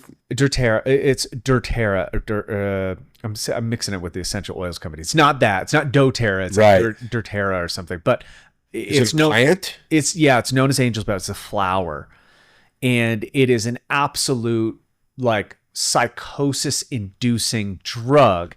Now, here's where it gets wild. Who the fuck wants to do that? If you can get the dose right, it can be probably one of the most insane experiences that you could have. The problem is that it's so sensitive that in the concentration in the flower is so different that if you make a tea out of it, right, you don't know if you have one dose or 50. Oh, and so there's fuck. people that have, and it's one of the kind of it has a lot of history. And when you read about people's using it, you're like, the stories are wild. Like 12 weeks of absolute open eye hallucinations. People have to lock themselves in their room because bugs are. It's like nightmarish experiences. And then also this like blissful, life-changing, whatever. Not that drug matters, but you start reading these experiences with people. And I always have related them to training. Like you find the thing that you relate to, and then you try to get your experience from that dose. And I'm a generalist, so I love different things from different attributes, but I'm not a high doser. Well, to some people it'd be a high doser, but I don't like in training. I'm not an extremist. I'm actually a minimalist. I want the least amount of substance or training to get the experience out of it. And most people I think are blunt instruments. They go, my thing is this, therefore they have to ramp up the dose so high that it becomes actually quite dangerous. Like ultra runners are probably ultra runners and like strength athletes, like the spectrum, right? You got these guys that are like, in order to get what they need, they got to run 250 miles. And you go, that's an experience. I wouldn't take away from it because it's somebody's experience. But we're made to believe that this like this precise experience is the most beneficial as opposed to the broad one. And I don't think there's a hierarchy there. I think they're just different. Interestingly enough, you had like a high dose and you were very extreme in your expression of it. And that led you to a different experience, which I find is like, well, that's what makes your experience so valuable because you've been to the extreme end. And I know it's not for everybody. Right. Yeah. And you're also saying don't not do it because it obviously got a lot of benefit, which brings me to your book, which is interesting because how long, I mean, this is essentially your life. Yeah, under a bar. Yeah, pretty much. Walk me through this because this is great.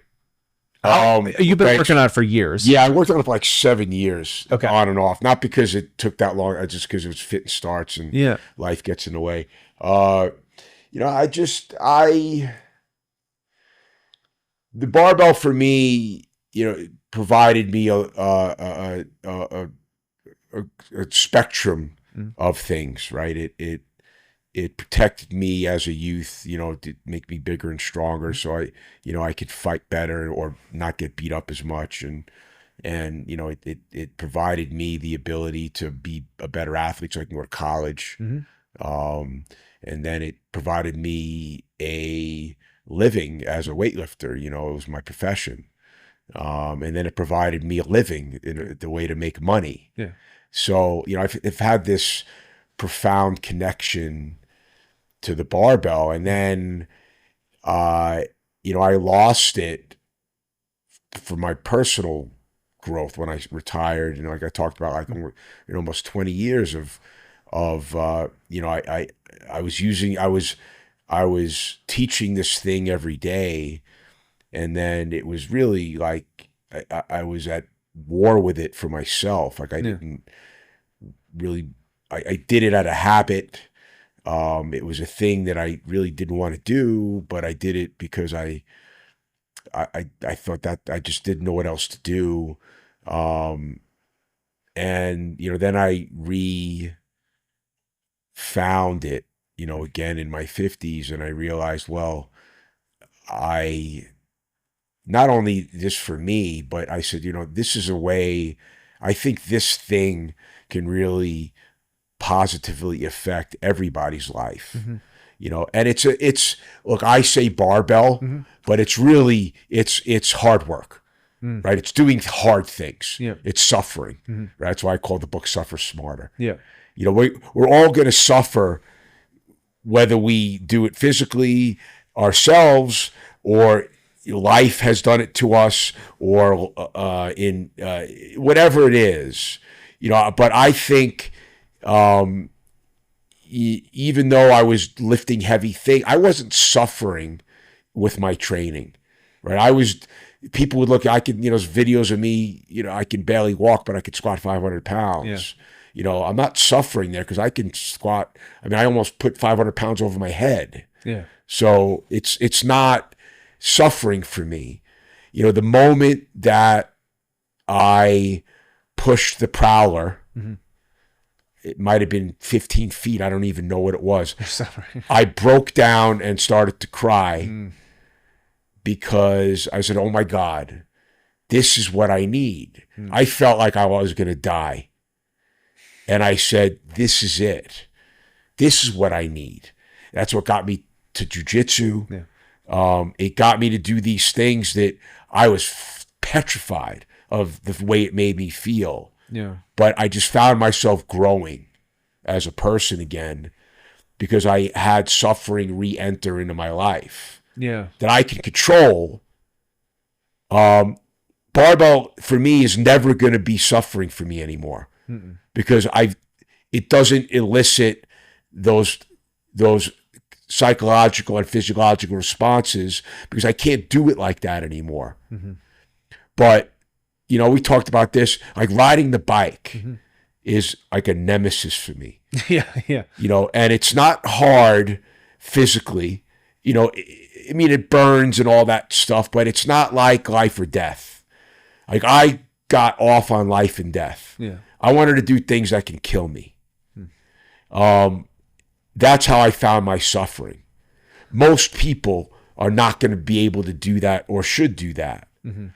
So absent that, where do I find it? How do you find it? And I swear to God, I truly believe that if everybody found that way of bringing that kind of suffering into their life, it would change their life. And sometimes that means getting off the couch, putting your shoes on, making time in your day to get off the couch, put on your shoes, and walk around the block.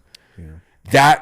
For me, making my bed and brushing my teeth were things that were, that's suffering, but it was so hard for me to do that I started there.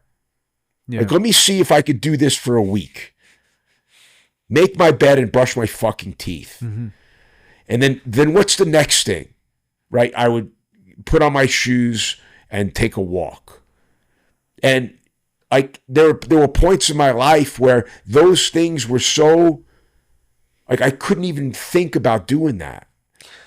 When this is a really interesting, I think you and I talk about the term suffering the same. Right? Yes. It's a... People like, what are you talking about? Yeah, no, I think that's worth going over because the sense, what I'm talking about, I guess when maybe I'll try to clarify it on the spot. When you say suffer, I think about the conditions that I'm adapting to discomfort. Right, the thing that is suffering is my brain is not comfortable. Yes, it's being very uncomfortable. Is it? But that's a terrible title for a book. No, but I don't think it. There's this disease in our culture of comfort. Yes, right, and By design, like we've designed our culture to be comfortable all the time and avoid suffering at all costs. In fact, one of the things that this goes back and forth. This is Eastern thought, but there's a lot of philanthropy based off of the fact that we can reduce people's suffering. We can take it from them. And there's a lot of like well-meaning Western philanthropists that are trying to like remove suffering, in populations that just can't seem to do it for themselves. And this has been projected by real spiritual leaders as like, this is the most immoral thing that you can do. And they've been talked about that. I mean, since you can go back to the Vedas and Buddha, and I would even say to a sense like Christianity is based off of the same thing, that when you try to remove somebody's suffering, you're actually removing the thing that will eventually free them. Yeah. There's a really famous, do you know who Duncan Trussell is? Duncan Trussell, comedian, funny guy, but also he was one of the kind of like one of the few students of Ram Dass before he died. Ram Dass, the spiritual teacher. Yeah. Now, to go back, Ram Dass is one of the original Harvard professors. Yeah. He was good. He's responsible for the Good Friday study, which he got kicked out of the country for his trials on LSD and psilocybin mushrooms to kind of bring this thing to like a bookend. And he was looking for something in his exploration of psychedelics. It led him to India. He started studying under a guru there, and this is where he learned about suffering and love and all of these like greater human virtues. And when Duncan Trussell's mother was dying, and this is fat, if you want to rip your heart open and like, I mean, suffer emotionally temporarily for a show, watch I think it's the 8th or 9th episode of Midnight Gospel by Duncan Trussell. And it's about his mother dying. Okay. And the whole show is great, but it really comes to that episode. And I won't ruin it for everybody, but like when his mother was dying of brain cancer, he was getting advice from Ram Dass, and he was just like, "Oh, she's suffering so much. I just want it to end." And the big question he came back with, he's like, "You want it to end for her or end for yourself?" And this was such a powerful lesson. While Aaron's mother was dying, we went through a very similar thing where it was just so uncomfortable. And his advice was like, don't take that from her. That's the last thing she has, is her suffering.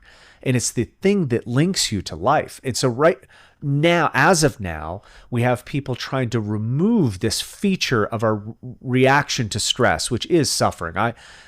It's just, the question is involuntary or voluntary suffering the way to go? And I think when we submit to voluntary suffering, we reduce the amount of involuntary suffering we do. Yes. And that's where I really saw the power in kind of the title of your book, as long as we could get over the cultural ignorance of suffering being like a pejorative. Now, there's also the, I think it's interesting. Some people, I have to remind myself of this, because as people that choose into difficulty, sometimes, we avoid it also. I drive an air-conditioned car, live in an we pick and choose our suffering as we see fit. I do have to remember that pain is relative. And you're right. Sometimes when somebody just thinks about going on a walk, the pain comes up in level that might be equal to what we're doing sprinting on a bike. And you're right. I think you do have to recognize with physical training. I recognize this kind of later, that the thing that I'm good at probably is not providing the thing that is good for me. And so I have this kind of, as soon as I start to really enjoy something, you go through these blocks of fitness where when high aerobic capacity stuff starts to feel really good because you're beating the pants out of other people and you just feel free. Right. It's probably not doing anything for you. What 100%. If you're spending a long time and high effort on something, and to your point, it's probably not moving the needle. Yeah. If it's something you get a kick out of, then by all means. But if you want to suffer, than do things that you don't like to do. I think the one, and this is actually the topic I wanted to come to, because so what I've found, because strength, let's talk about defining strength in physiology. I'm like, it's the top 20% of your control of a range of motion. That's kind of like, that defines your control of this neuromuscular, all that stuff. It fits into the top 20%. Underneath that, we're generally talking about hypertrophy according to the literature.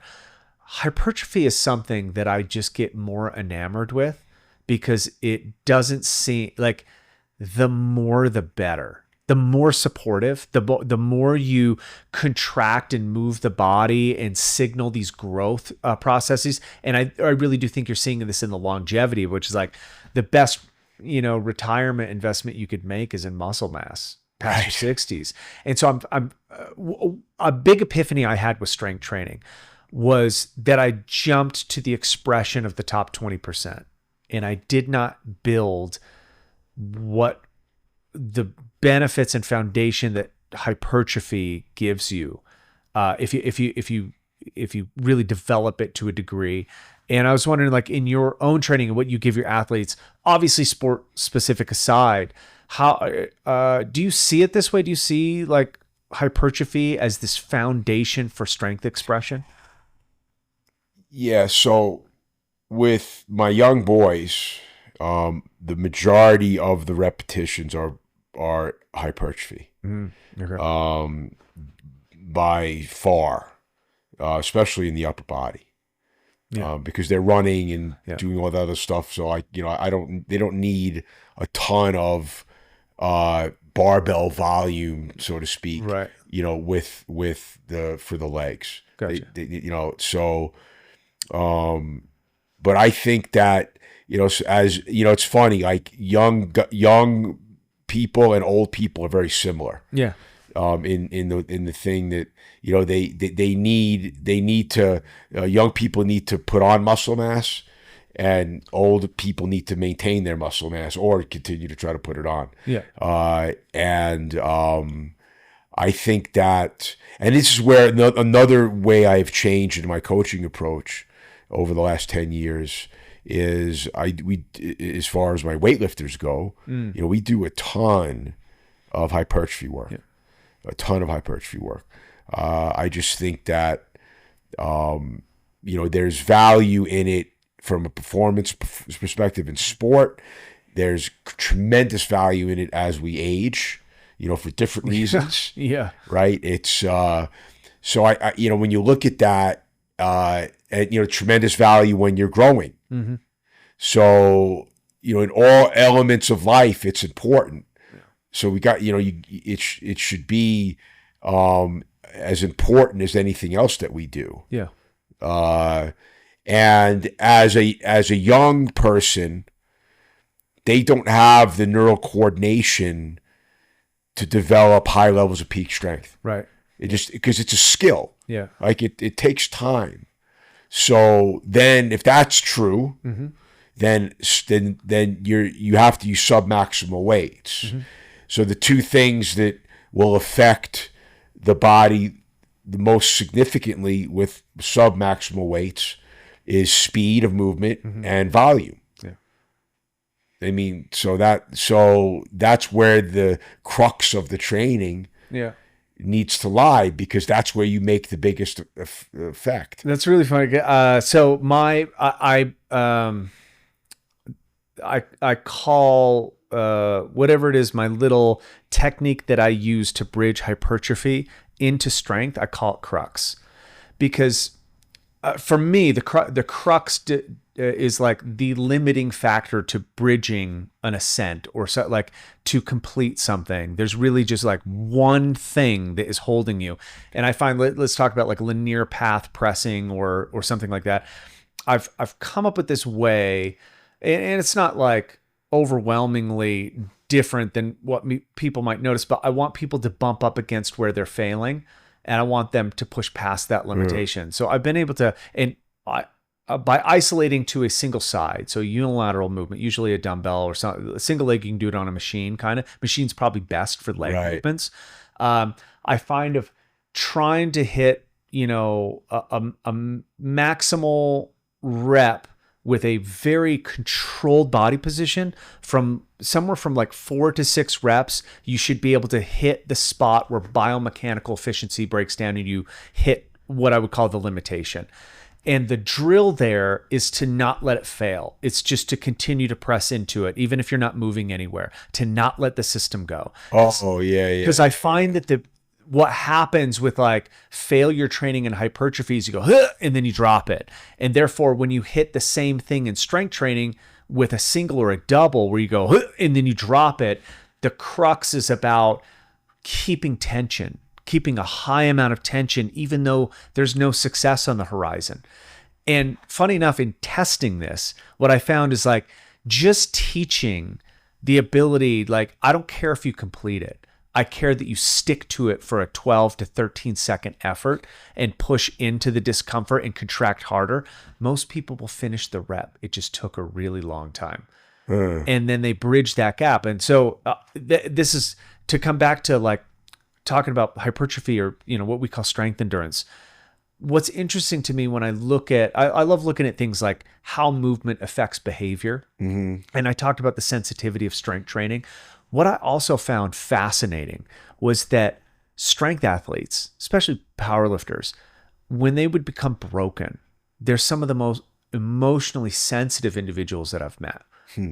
And what I found is that there was a predisposition in powerlifting. Something drew them to that expression. Maybe it was being bullied, maybe it was, you know, but there's definitely this like avatar there, which is like, I'm in a basement, I've got my black hoodie on, I'm listening to metal. Like the resistance against a barbell is definitely like, you are resisting something in culture as well. And that's just represented, it's played out in your basement with strength training. And then you pick the vehicle because it's carrying you to this feeling that you want to have, except you jumped to like maybe a conjugate system or something that is a top end sport specific application. And you jumped right into 6x2s and dynamic overloads and all of this stuff. And you miss the part where hypertrophy develops the second biggest sensory organ in the body to a high degree. And here's what I think hypertrophy does. Hypertrophy is self-confidence. That's the energy. Like that's the behavior trait. Sure. Right? You get, and here's where it's weird. Hypertrophy in its specific sport is bodybuilding.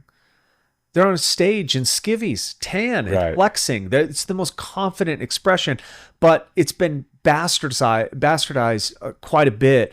And I want to go back, but what makes somebody confident is I make people define it for me, and why we do massive repetitions is because, look, we're doing a high volume program or X, time and retention, because I want you to be very certain and confident in the muscle, in the ability to contract it to a certain degree so that you know it, so that when we bridge it up to a maximal effort, that confidence supports the sensitized thing that you're feeling. And what I found, and this was true of Dave Tate and some of the guys that were like EFS, those guys obviously, did things with a barbell that almost are insane. And when they broke themselves on it, I found that each one of them went back to bodybuilding.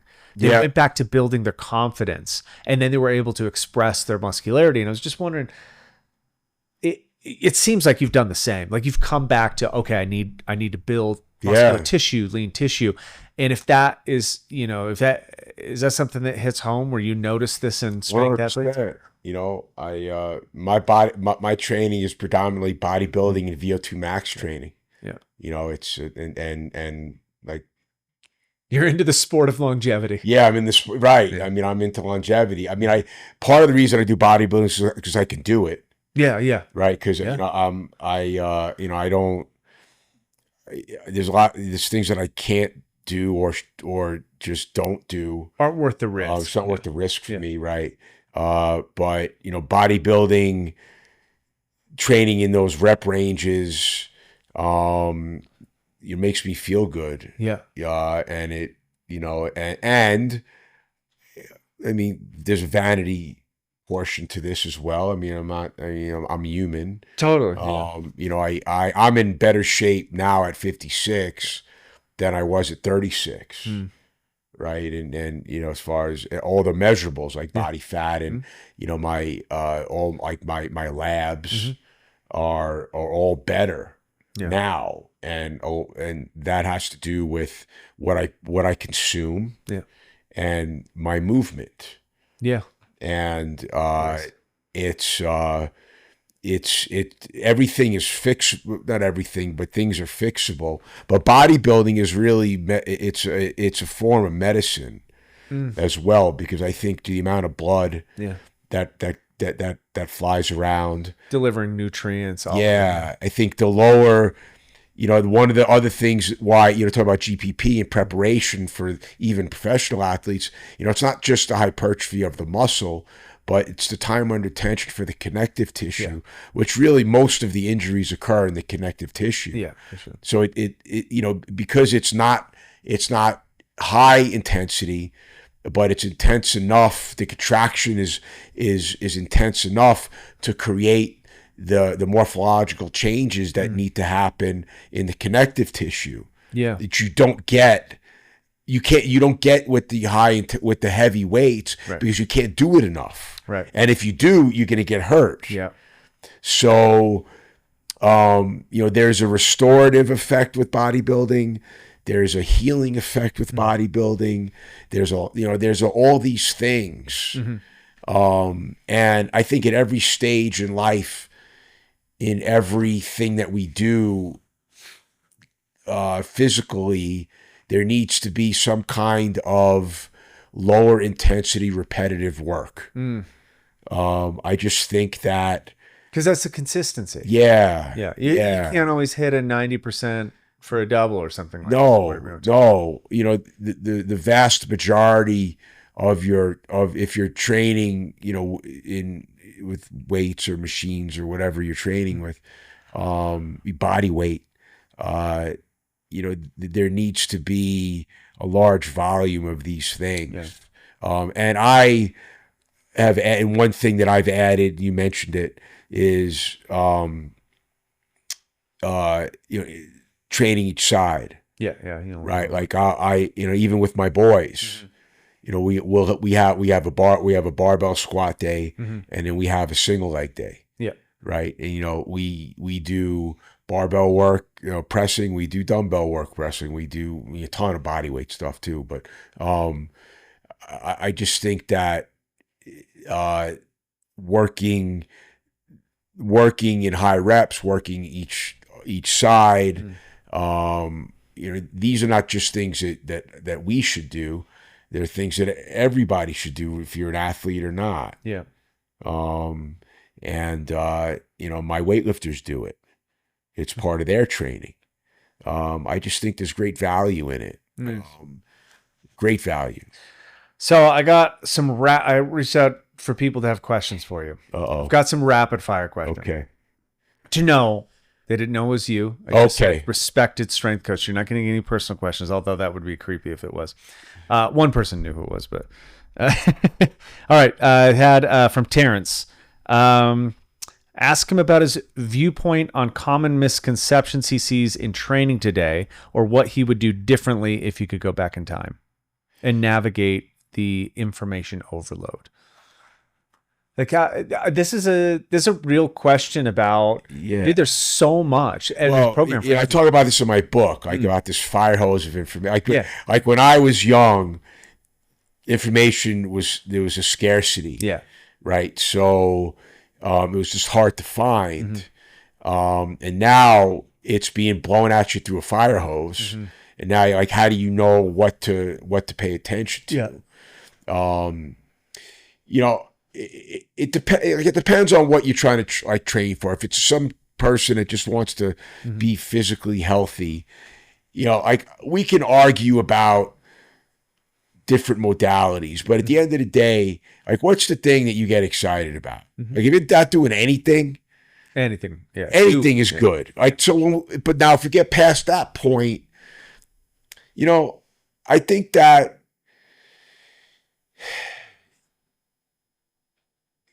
stop worrying about the details. Like, let's just show up every day and do something. Something that affects your body composition, something that affects your muscle mass, something that affects your ability to move your own body, being able to get off the ground, like just move through space, unbothered. Yeah. Right. So find things that do those things. Now, like I talk about in my book, the barbell to me is just the easiest way to do that. Like it's just the easiest way to accomplish most of those things. Yeah. But like, stop worrying about just like, there's so much minutia, so much just bullshit on. It's not bullshit. It's all fine. It's just, you don't need it. It distracts from, there's things that are possibly true for the top 1%, and they're being fed to the lower 90. Right. Like, none of that, like the weightlifting training that I'm doing with my guys that I'm trying to get onto a world championship team have nothing to do with you. Yeah, right, exactly. Right. It just, this isn't, if you want to pull back 5,000 feet and look at basic concepts. Yeah. Great. Yeah. But like, let's not, I look at, people give him shit all the time, but like, if you don't know anything about anything, get Mark Ripeto's book. Yeah. Yeah. Right. Like, starting strength is great. For somebody that start, you want to know what to just do that. Yeah. The milk thing's a little weird, but it's not terrible. I've seen worse. Yeah, like drinking a gallon of milk to get. I mean, I've seen a lot worse. Better than taking, you're never trained before and sticking, 500 milligrams of testosterone up your ass. For sure. So it doesn't have to get much more basic. It doesn't have to get much more complicated. Yeah. I think if you don't know anything, obviously go into like reputable sources, or at least things that have been established, right? Well, I would say, like, in which case, I think if you're just getting started, like you said, like, there's nothing wrong with going like Ripeto or Wendler or one of these like established strength and conditioning. As soon as I would just say that there's probably there's an advancement period where you start to recognize, like, I don't like this, or I like this instead. Yeah, you got to try it. And I would say, there's no way to know what is going to affect you. Like, there's some squat programs I didn't do well with. I didn't like them. And then there's some that I really gravitated towards. Now, same movement, totally different theory behind them. What's important isn't which one was right, which one was like, what was important is that I felt that something worked better for me. Yeah. I chased that a little bit. It is hard though. It's a hard question because this came up, somebody looking for, asking about, hey, even a simple question like, do you know a coach in my city? And you go, no. Then how do you choose somebody? And you go, well, I talk about that in my book. Okay. How to choose a gym, how to choose somebody to work with. What's your like good recommendation for that? Yeah. I think obviously like pedigree, like, or resume, I think is important. Yeah. And it's easy for me to say I've been doing this for 30 years. So, sure. They're certainly biased towards you. Yeah. Towards me. Yeah.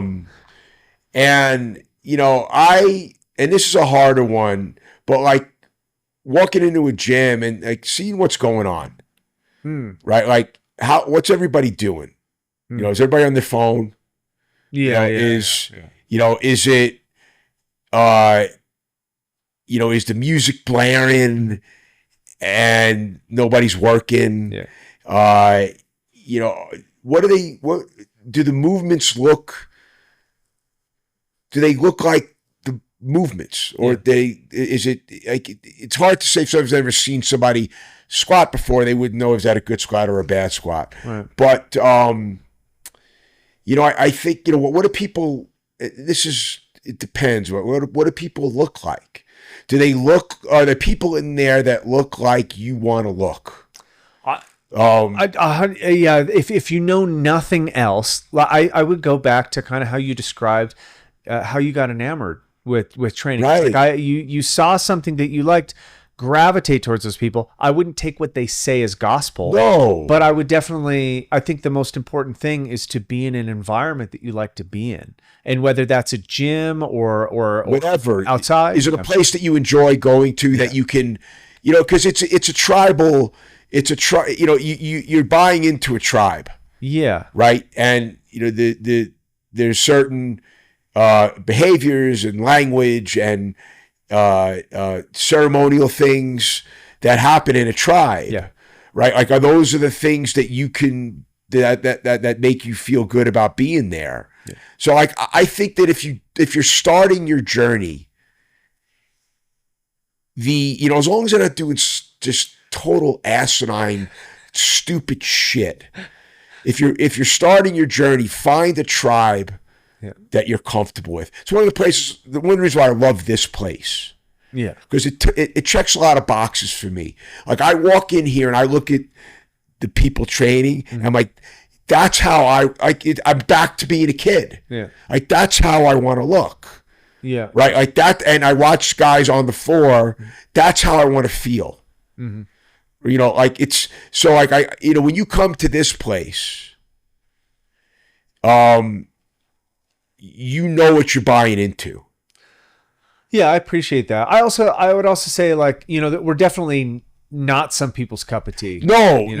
Yeah. And that's fine. Like, I never wanted a gym that everybody loved. In fact, I wanted most people to not love it. Yeah, I totally agree. That's fascinating, actually. Yeah, I think by trying to serve everyone and everything, you serve nobody. So my business partner, Neil, so when somebody want to come to my gym, they would come in, and so Neil's job, one of his jobs, he would sit with them for like a fucking hour and a half, and basically tell them try to convince them to not come. Yeah, yeah. And we had him during like team training or like when shit was going down. Yeah. Not that these people would ever have done anything like that. Right. But they needed to know what the hell this place was about. Yeah. And if you were timid and a bitch, you would never come back. This is interesting because this is, I think people that propose this question very rarely recognize what a community of people who hold each other accountable is. And I'll answer it like, if you're only looking for what you can get out of something, you're not going to be a good addition to the places that you'll get the most out of. Oh, that's great, man. Right, like, the first thing you should look at is, what are you offering, and not money. What are you offering so that you can receive in return? Like, that's interesting. Yeah, it's just like when I think about it, like all the best gyms that I've been to, and I can name them, man, I love training at them. When I show up, I'm like, man, how can I add to this? Like, can I work harder? Can I help? Can I clean after? It counts for jiu-jitsu gyms as much as it does normal gyms. And I think that gets lost because we are in a transactional era where people just think that, like, what's the service? How much is it? Okay, what can you teach me? And you go, just try this on for size. Just maybe ask, like, can you make the environment better? And if you can't, don't go to that place. There's some environments where you can make them better, and there's some that you're going to detract from. Me going into, probably at this point, maybe just I used to love dropping into like CrossFit boxes and just throwing down. But me at this point, I probably am not going to add to the environment because I'm going to be criticizing the fuck out of whatever I'm in. And maybe for a while that was useful, but now I don't want to do a disservice to the people that are enjoying it. And, other gyms, big boxes, maybe like when I go to a big box gym, I train fucking hard. Yeah. I was there this morning. Okay. Yeah, I want to. That's the reason I went. I can use the environment of semi-lazy people to hold myself accountable. I use things as a reflection. Sometimes I love going to dinner with like obese and out of shape people because it reminds me of what I do. I'll watch them order and I will double down on what I'm doing. Yeah. I will be, no, this is how I eat. This is how I train. So it's a interesting, funny enough, the second question is from Jago, very similar, like how do you dissuade through information? Maybe you answer it in the same vein. It's like, I think maybe the obvious answer for me, because it kind of relates to the first one, is don't be in a rush. Right? I think a lot of people want to hurry and get what they're looking for is an answer, when in reality, raising the question, finding the right question is the most important part. That's the clarity of the 3 C's. And I think that's what I regret not doing, is not being very clear about what it was I was trying to do. I was just like vibrating with wants. Yeah. But it's a tough, so like, for you and I, although you didn't come from this world, you came from a different world and you're self-taught. I try to think about, I try to come at this question from like a child's mind, right? Like, I don't know anything. How do I know what I should know? And I am, look, I made a choice in my path to study this. Like I got my undergrad in biology and physical education. I read in graduate school, it was biomechanics and physiology. So like, I wanted to know everything there was to know about how the body works. So it's very easy for me to make these decisions because I can answer, I can see the levels of complexity in the answer. But like, what if you're a business major? Yeah. Like, how do you know? Like, you can't, if I tell you just read what Michael writes, just read what I write, and just read what Jim Wendler writes. Yeah. But that's not helping. That's, that's giving him the food. I think, you're absolutely bringing up a point that like, we struggled with for a really long time, which is like, if you give somebody the answer, you've destroyed the problem.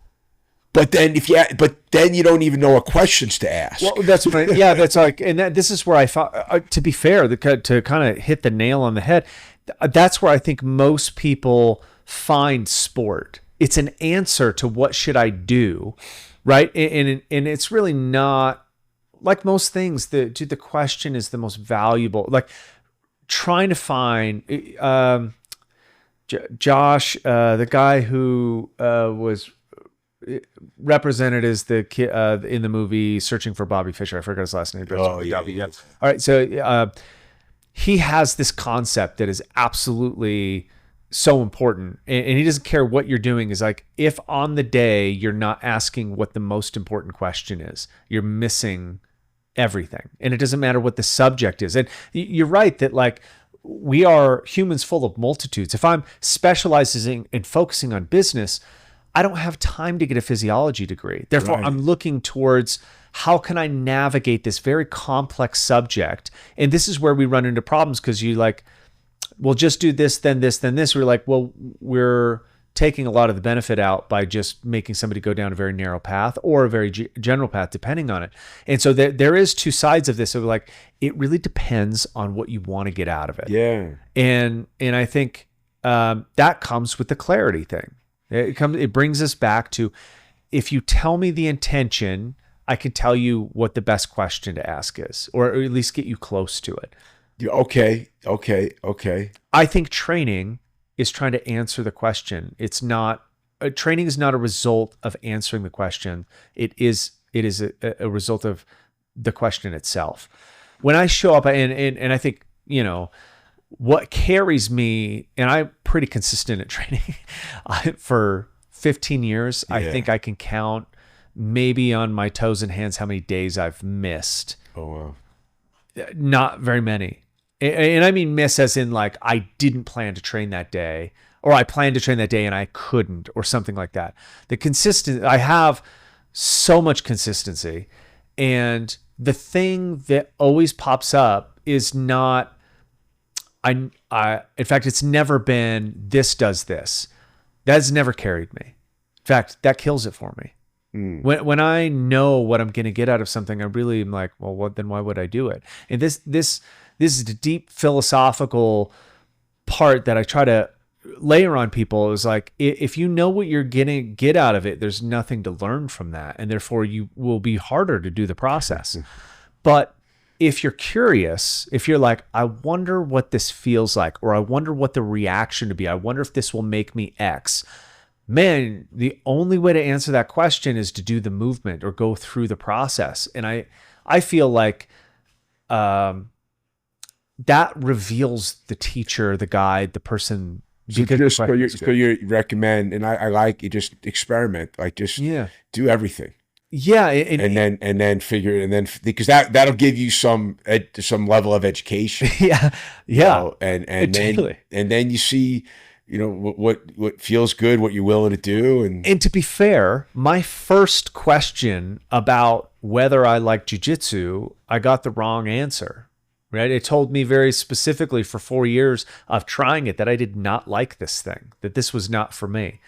And timing wise, maybe it wasn't, but I thought I knew, right? I took 4 years. No one would say that I didn't try, but I got the environment wrong. And then fast forward, 12 years later, 13 years later, and I got reintroduced into a different environment thinking that I went, well, here we go, because I already know. And then a new question got raised, and I had to rewrite everything that I knew about it. And now it's become this great other discovery later. And it's like, this is why I say don't rush, because the timing is the timing. You know what? Well, it's a similar arc that I had with training. You know, it's come back to it. Yeah. Yeah. I mean, I created my own environment, exactly. but it changed the environment, changed the questions. Yeah. You know, so yeah. You know, I think to answer that question is, do everything. Yeah. Right. Just do everything and accumulate experience. Yeah. And then you'll be able to ask better questions. Yeah. And you'll have a little bit more information. I might like predicate it on a question, like on the person seeking like information about trying to, who do you think has the best experiences? The ones that do what they're told, or the ones that discover what they should do? So, it's funny you say that. So like I carve out time with my boys for them to do their own thing. Nice. Yeah. And I love watching, I love to see like, what do they come up with? I'd have open sessions here where I write 10 minutes, warm up, 10 minutes, mobility. Yep. So I do that with my boys. Yeah. I think it's important. Yeah. Right. Absolutely. I think it's important. Yeah. So I think to answer your question is you need both. Yeah. Yeah. Right. I think some you need direction, some exploration. You need exploration is very important, but I think you need a guide. Yeah. You need a driver. Yeah. I think you need both.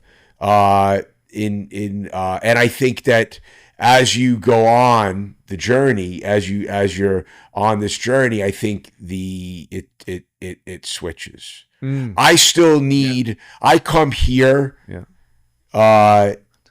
I talk to you. I talk to some other people because I still need some guidance. Yeah, absolutely. But more than ever. More than ever. Yeah.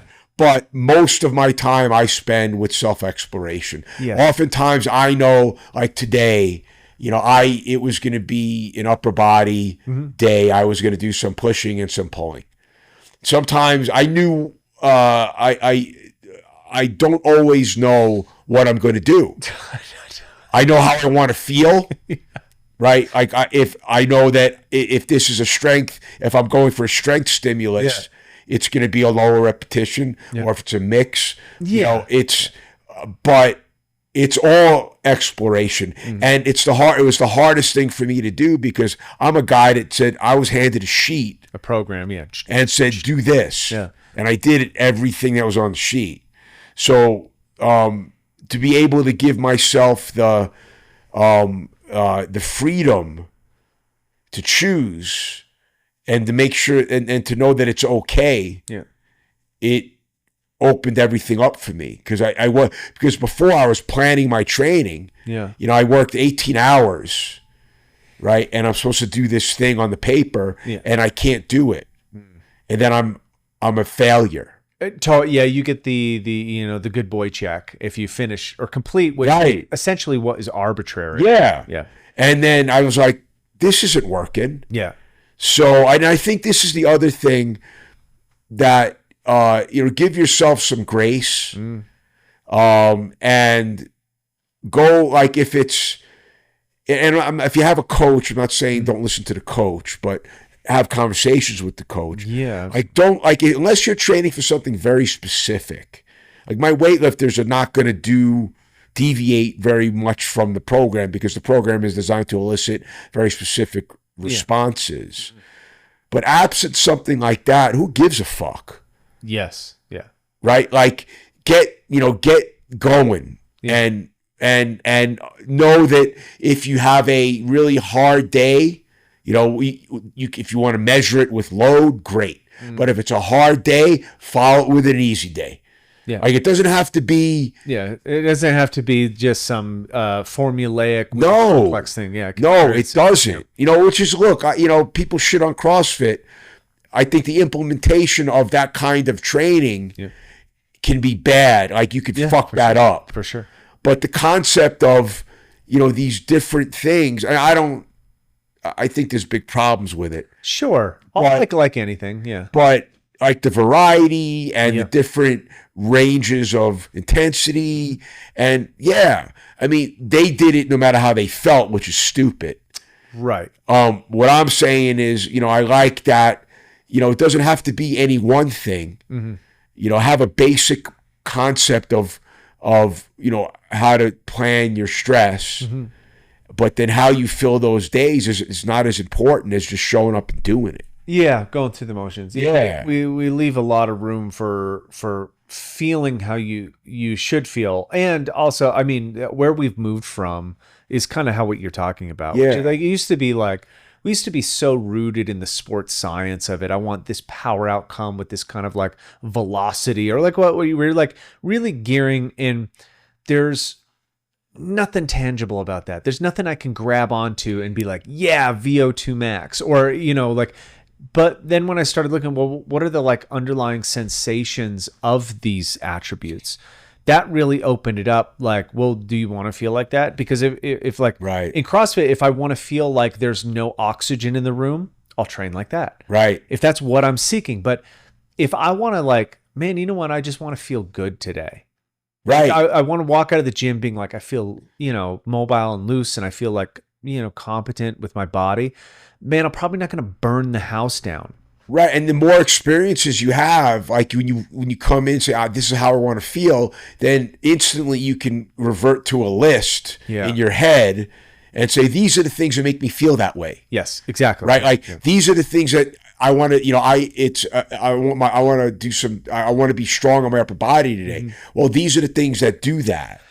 I think originally one of the first ways that I started formal training was that I accumulated a card sheet of workouts that I would do. Yeah. And then I couldn't have told you what I was doing, but I would recognize how something made me feel, and I would go to that without knowing it. Totally amateur, but I would justify it. Be like, oh, this is a leg day with, hypertrophy. And I would name all the like scientific attributes, right. But I would justify the workout in the end based off of how I felt. And what ended up happening over the course of that I've been doing this is like, now in my head, I have structures and movements and exercises and domain times that I can kind of put together based off of how I want to feel. Right. That's really what I try to teach people. Like have kind of a Rolodex in your head. And that way, each day that you can improve how you feel, you will have a better day. You can really set the tone for your day. And a lot of people are just like brutes about it. Like, you get up, you crush the day, you do your 5x5. Like, I'm not talking about that. I'm like really tune into like how you want to feel, not just doing some kind of thing. Some days, man, it just feels so good to lift a heavy weight. And then you do it. Yeah. And then you know what works for you. Yeah. Like, but that comes with experience. I experience different things. The one thing I would add about, how to pick, if you're looking for somebody to work with, one of the things that I feel is very important is work with somebody whose goal it is to have you be independent and self-reliant. That is so like important. If you work with somebody and their goal is to make you dependent, get the fuck out, run as fast as you can. I'm so glad you brought that up, because that I think in an industry where we have like kind of weird value rules around the service that we provide people, it really does kind of incentivize coaches to keep them in the dark about the process so that they need the coaching or the service or the environment. And I agree with you totally. Like, we're fairly transparent about, man, if 6 months of being around me, the gym, and me sharing things with you, in 6 months, you don't know how to go do a workout on your own, I have failed. Right. 100%. Right. Like, you spent 6 months with me. You should understand what you're doing, how it makes you feel, what not to do to some degree. It doesn't mean you're a physiologist or that you could coach other people. It just means that you paid enough attention and took lessons away. And I think if you're not reinforcing that as a professional, knowing that the real arc for everybody is just the more they can know about this stuff, the better they're going to be in the end. Man, you're doing a disservice to everybody. And your people should stay. Like, if they know, then they'll leave. Your people should stay not because they need to, right? It's because they find value in the culture that you build in that building. Yeah. And I think that that's where CrossFit really shines. Oh yeah, for sure. This incredible. I would go. I mean, in the early days, I was all over the country. At different places. And the one thing that and the gyms that were that stayed were they had this incredible culture. Yeah. Everybody would do it. It's not like all these people could train anywhere. Yeah. By themselves, but that's why they're staying. Yeah. So like when you look for a place, and you're there for a while, just make sure that you're and I would say pay attention and learn, because again, then you can arm yourself with better questions. So don't just show up and be acted upon. Yeah, for sure. This is kind of weird because this follows it. This is kind of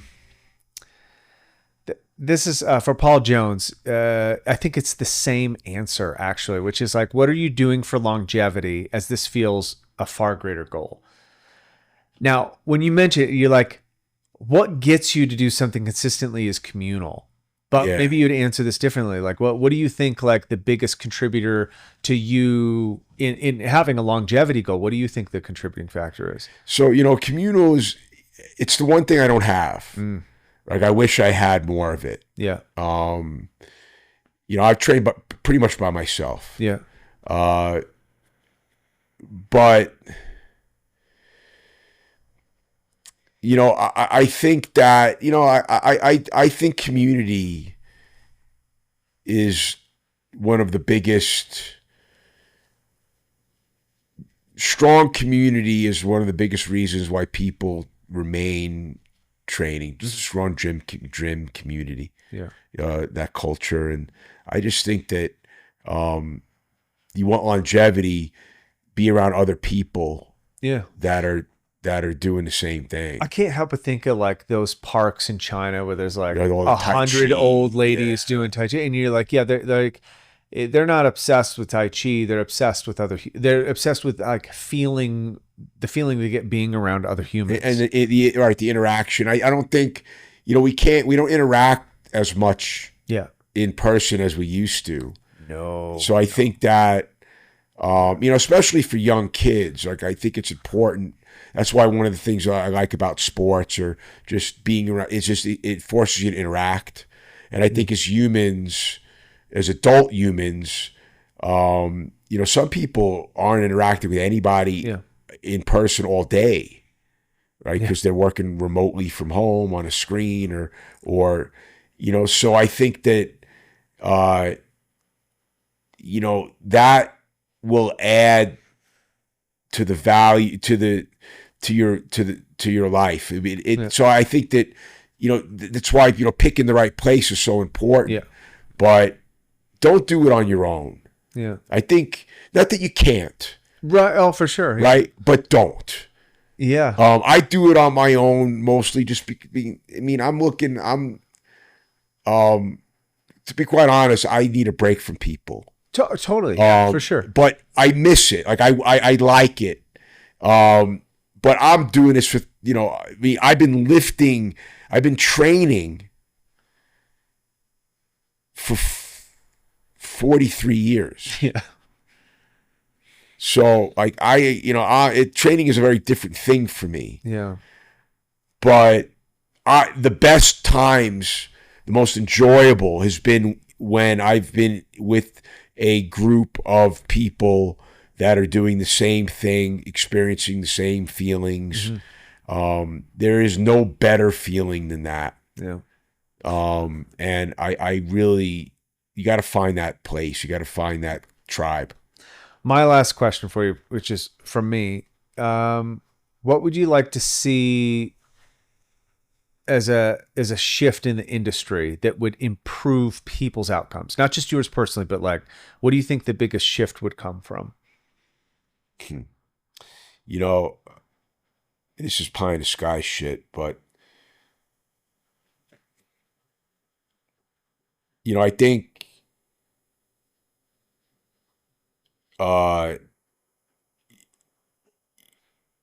if it's the government that dictates the tone of things in the country, there was a time when physicality was valued. Yeah, it was a national pride. Right. Yeah. And I think that, it's gone, not only, it's not only decreased, but it's actually gotten to the point where physicality is bad. Yeah, it's the opposite. Yeah. Yeah. Being capable is a negative thing. There's there was a point, and people shit on me for this, but there was a point in time when you would not see an out of shape person on TV. Sure. Yeah. Yeah. Right. Like, cause it was, that's not who we were. Yeah. I mean, you can't, it's hard to find somebody in shape on TV. Yeah. Especially in commercials. Yeah. I just picked up like one of those streaming services like Hulu or something, and there's commercials. Yeah. I haven't watched I don't have a TV. Yeah, yeah. So I haven't had but there was something I wanted to watch, so I got this thing, and first time I watched commercials in forever. Yeah. And they're trying to sell me something with a fat guy. Yeah. Like, I not only, am I not going to watch a commercial, I will never buy your product. Yeah. So like I would love to see like a shift, cultural shift. Yeah, absolutely. In the importance of being able to express ourselves physically. I'll tell you why I agree with you is because I need as much help as possible. I need as much motivation as possible to keep doing the hard thing, to keep pressure on it. Like, I grew up in the 80s with action movies. And to be fair, I'm so glad that I did. Oh, yeah. Right. I'm so glad I had these montages to tap into, training montages that I'm like, you can do better. Like, I can, is it realistic? No. In fact, like, the Rocky story is like the opposite of the actual movie. He was the one on drugs, and the Russian Dolph was like clean. But it didn't matter. What it was showing was like, hey, you can change yourself. You can you can work on it. And it's important to change yourself. It is. The best outcomes will come by addressing your shortcomings and trying to shift those and become, it is aspirational. And if you look at all mythology, that is what it embodies. All the warnings are about not changing. All of the like the fables about failing are like sticking to who you are and blaming the external world for your internal problems. So I think you're right. I mean, that's such a important kind of shift in our society when some people call it victim culture, whatever you want to call it. I think it's easy to define, and it's not that I want to make people feel bad for who they are. It's that you want... They should feel bad for who they are. Well, they should be able to look... I guess the way to put it is that, and this is the language for me is important, because I don't think shame works, but not for the degree that it probably should, the mechanism that it should. But people should understand that their agency changes their predicament. It's a very simple input and output, because the problem with believing yourself a victim and the celebration of being a victim, and that is essentially celebrating being weak, on the topic of strength, is that you become the NPC character of the world. If you don't think you have agency to change, because we've been convinced by this modern psychology that we don't make our own decisions, or that everything is too bad to change, you're like, really, what is the point? Like, this is all about change. This is all about shifting. Like, things are shifting and changing all the time. That's the natural physics of it. So I agree with you. I think I always just like to know, like, some people resign themselves in this industry to go, well, it's all fucked. And I go, man, but if enough people are talking about why it is, or why they would want to change it, the conversation becomes more common, because that's generally what's missing. I think people just go, we're getting yelled at for shaming people or whatever, and therefore we'll just shut up. And like, well, if we shut up, the aspiration goes away. The reaching towards what we think is beneficial. I want to see humans continue to get stronger and express, like, varying and higher degrees of resilience and advancement. Progress comes from this, like, ability to hone the human biology. And so my hope is that training is just a metaphor for all of human development. It's inputs and outputs. And if we can, like, really, like, hone that message so that people understand that it isn't just about having big, strong muscles or whatever, that these are correlates to the things that they want out of an experience. I think I even take it further than that, Michael. I would say that, it's your responsibility as a human, that living with other humans in this fishbowl, to take responsibility for your own health. Because if you don't, I have to. In one way or another, financially or whatever, my taxes go up because they got to put these fucking ramp things on the sidewalks, or like, there is a downstream effect both ways. Like, if you're not going to give a shit, there's a downstream effect, and if you do give a shit, there's a downstream effect. But either way, I got to live with it. We all have to live with together. So as if you're if you're living together, make sure your fucking lawn is taken care of. Yeah. Right. I shouldn't have to fix your lawn. That's putting it on me. I got my own shit to worry about. So, and I just think that it's not only, it's your moral imperative to take care of yourself. Yeah. And I wish that more people thought that was important. Play the game with me, right? Like, kids that are physical, that move, and, food, I think, is a big part of that too. But let's just say, kids that are physical, that are moving, that are stronger, are more confident. Yeah. Right. You want to talk about, like, look, I'm not a conspiracy theory guy or anything like that. Sure. But, kids that have an outlet for that energy, like, we're medicating young boys who are overactive, but we're not letting them run around. We're not letting them go out. Yeah. So, like, where is that energy going to go? So, being more physical at a young age creates healthier kids. And not only just health, but, like, smarter kids. Yeah. Test scores will go up if you have real physical education and time for play. They will go up. Those stupid, useless fucking test scores that we base everything on will go up. I'll go conspiracy theory for you. Weak people are easy to dominate. It's a abuser cycle. Right.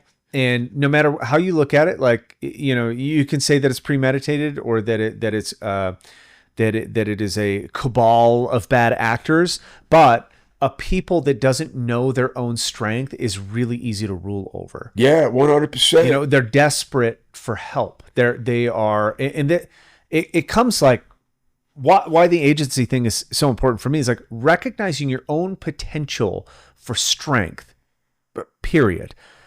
It really does show what you have control over. You can only control yourself.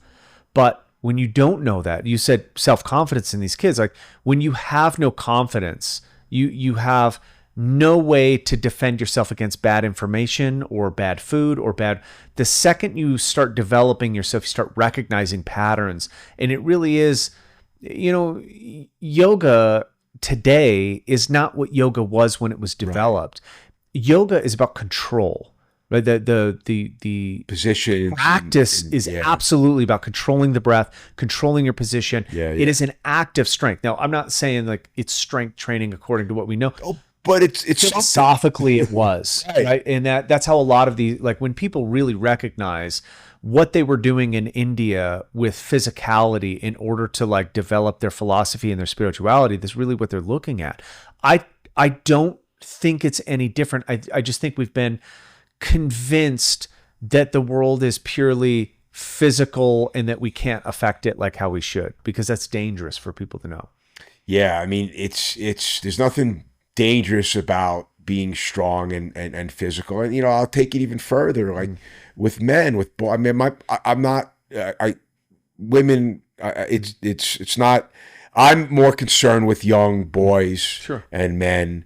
I think that they're in jeopardy. And this is a very high level of simplification, but we see a lot of boys that are insecure, physically weak. They become loner. They bury themselves. They insulate themselves. They become incels. They don't, and they grow to resent women, and they don't have interactions, healthy interactions with women. They go to porn, and you see where this is going, right? Yeah. Like then you get a mass shooter.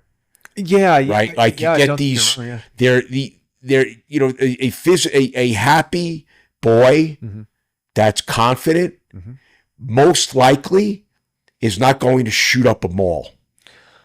Yeah, I agree with you. I think there's something insidious about our failure to educate human beings on how to be a human being. Exactly. Yeah. I think that is, and community has to do with it. I think the best part, that why we mentioned, like, obviously, like what you can add to something is because self-discovery really has to do with what you can add to a group, and then what you get out of it as personal development. Like we have been lucky enough, Aaron and I have been lucky enough to foster and grow a community that supports us back in our hardest times. Now, we're lifting weights and it's exercise and it's superficial, but when we lost our daughter, the one thing that we were probably most blown away with was the amount of people who we exercise with that showed up in ways that you can't ever imagine. They're your tribe, man.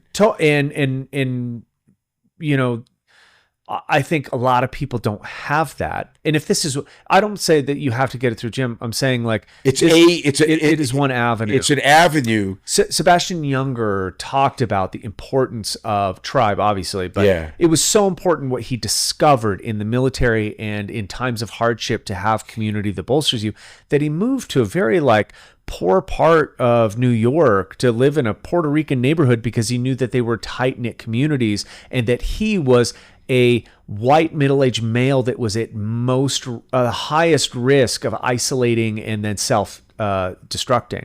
And I think you're right to point out Well, it has to start somewhere. Where does the isolationist, where do these things about, basically telling young men or young boys that they don't have control over their outcome, that they are in the wrong time period, that they should just go home, they shouldn't move around a lot, they shouldn't explore their own bodies, their own potential, they shouldn't, it's basically telling that they're not part of a society. I mean, that's coming from the light tower. You think what you want about Kennedy as a president. Oh, yeah. He had many flaws, but the one thing that he did, he was like, look, this is important. Yeah. Right? Being physically fit is important. Yeah. And, we have the opposite of that now. Yeah. And it's crazy to me. It's crazy to me. And the people that are making these decisions, I haven't seen their dick since they're fucking 10 years old. So, I think it's a strange time to recognize and understand how different we are as a society. And I think that's why I'm really interested in like the culture and history of strength training, because it is so vast. And I think oftentimes, like, when you're not reminded about how we got here, survived 200,000 years of natural pressures, and obviously, for 199,000 of those years, famine was the executioner, and now overconsumption is. And you're like, it's worth looking back in history how they dealt with hardship, and that's why. You're my first guest on the podcast, but also on a fundamental subject like strength being embedded into our cultures. I figured you'd be one of the best people to talk on it. So thank you for coming on. Just so people, where can they find your book?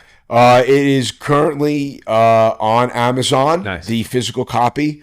Michael and I are going to be working on the audio book. Yeah, nice. As soon as we both get our shit together, and I'll be doing the audio book in this studio, as a matter of fact, and soon when we're done with it, it'll be on Audible. Awesome. And where can people find you? Well, that's a good question. Oh, I'm on Instagram.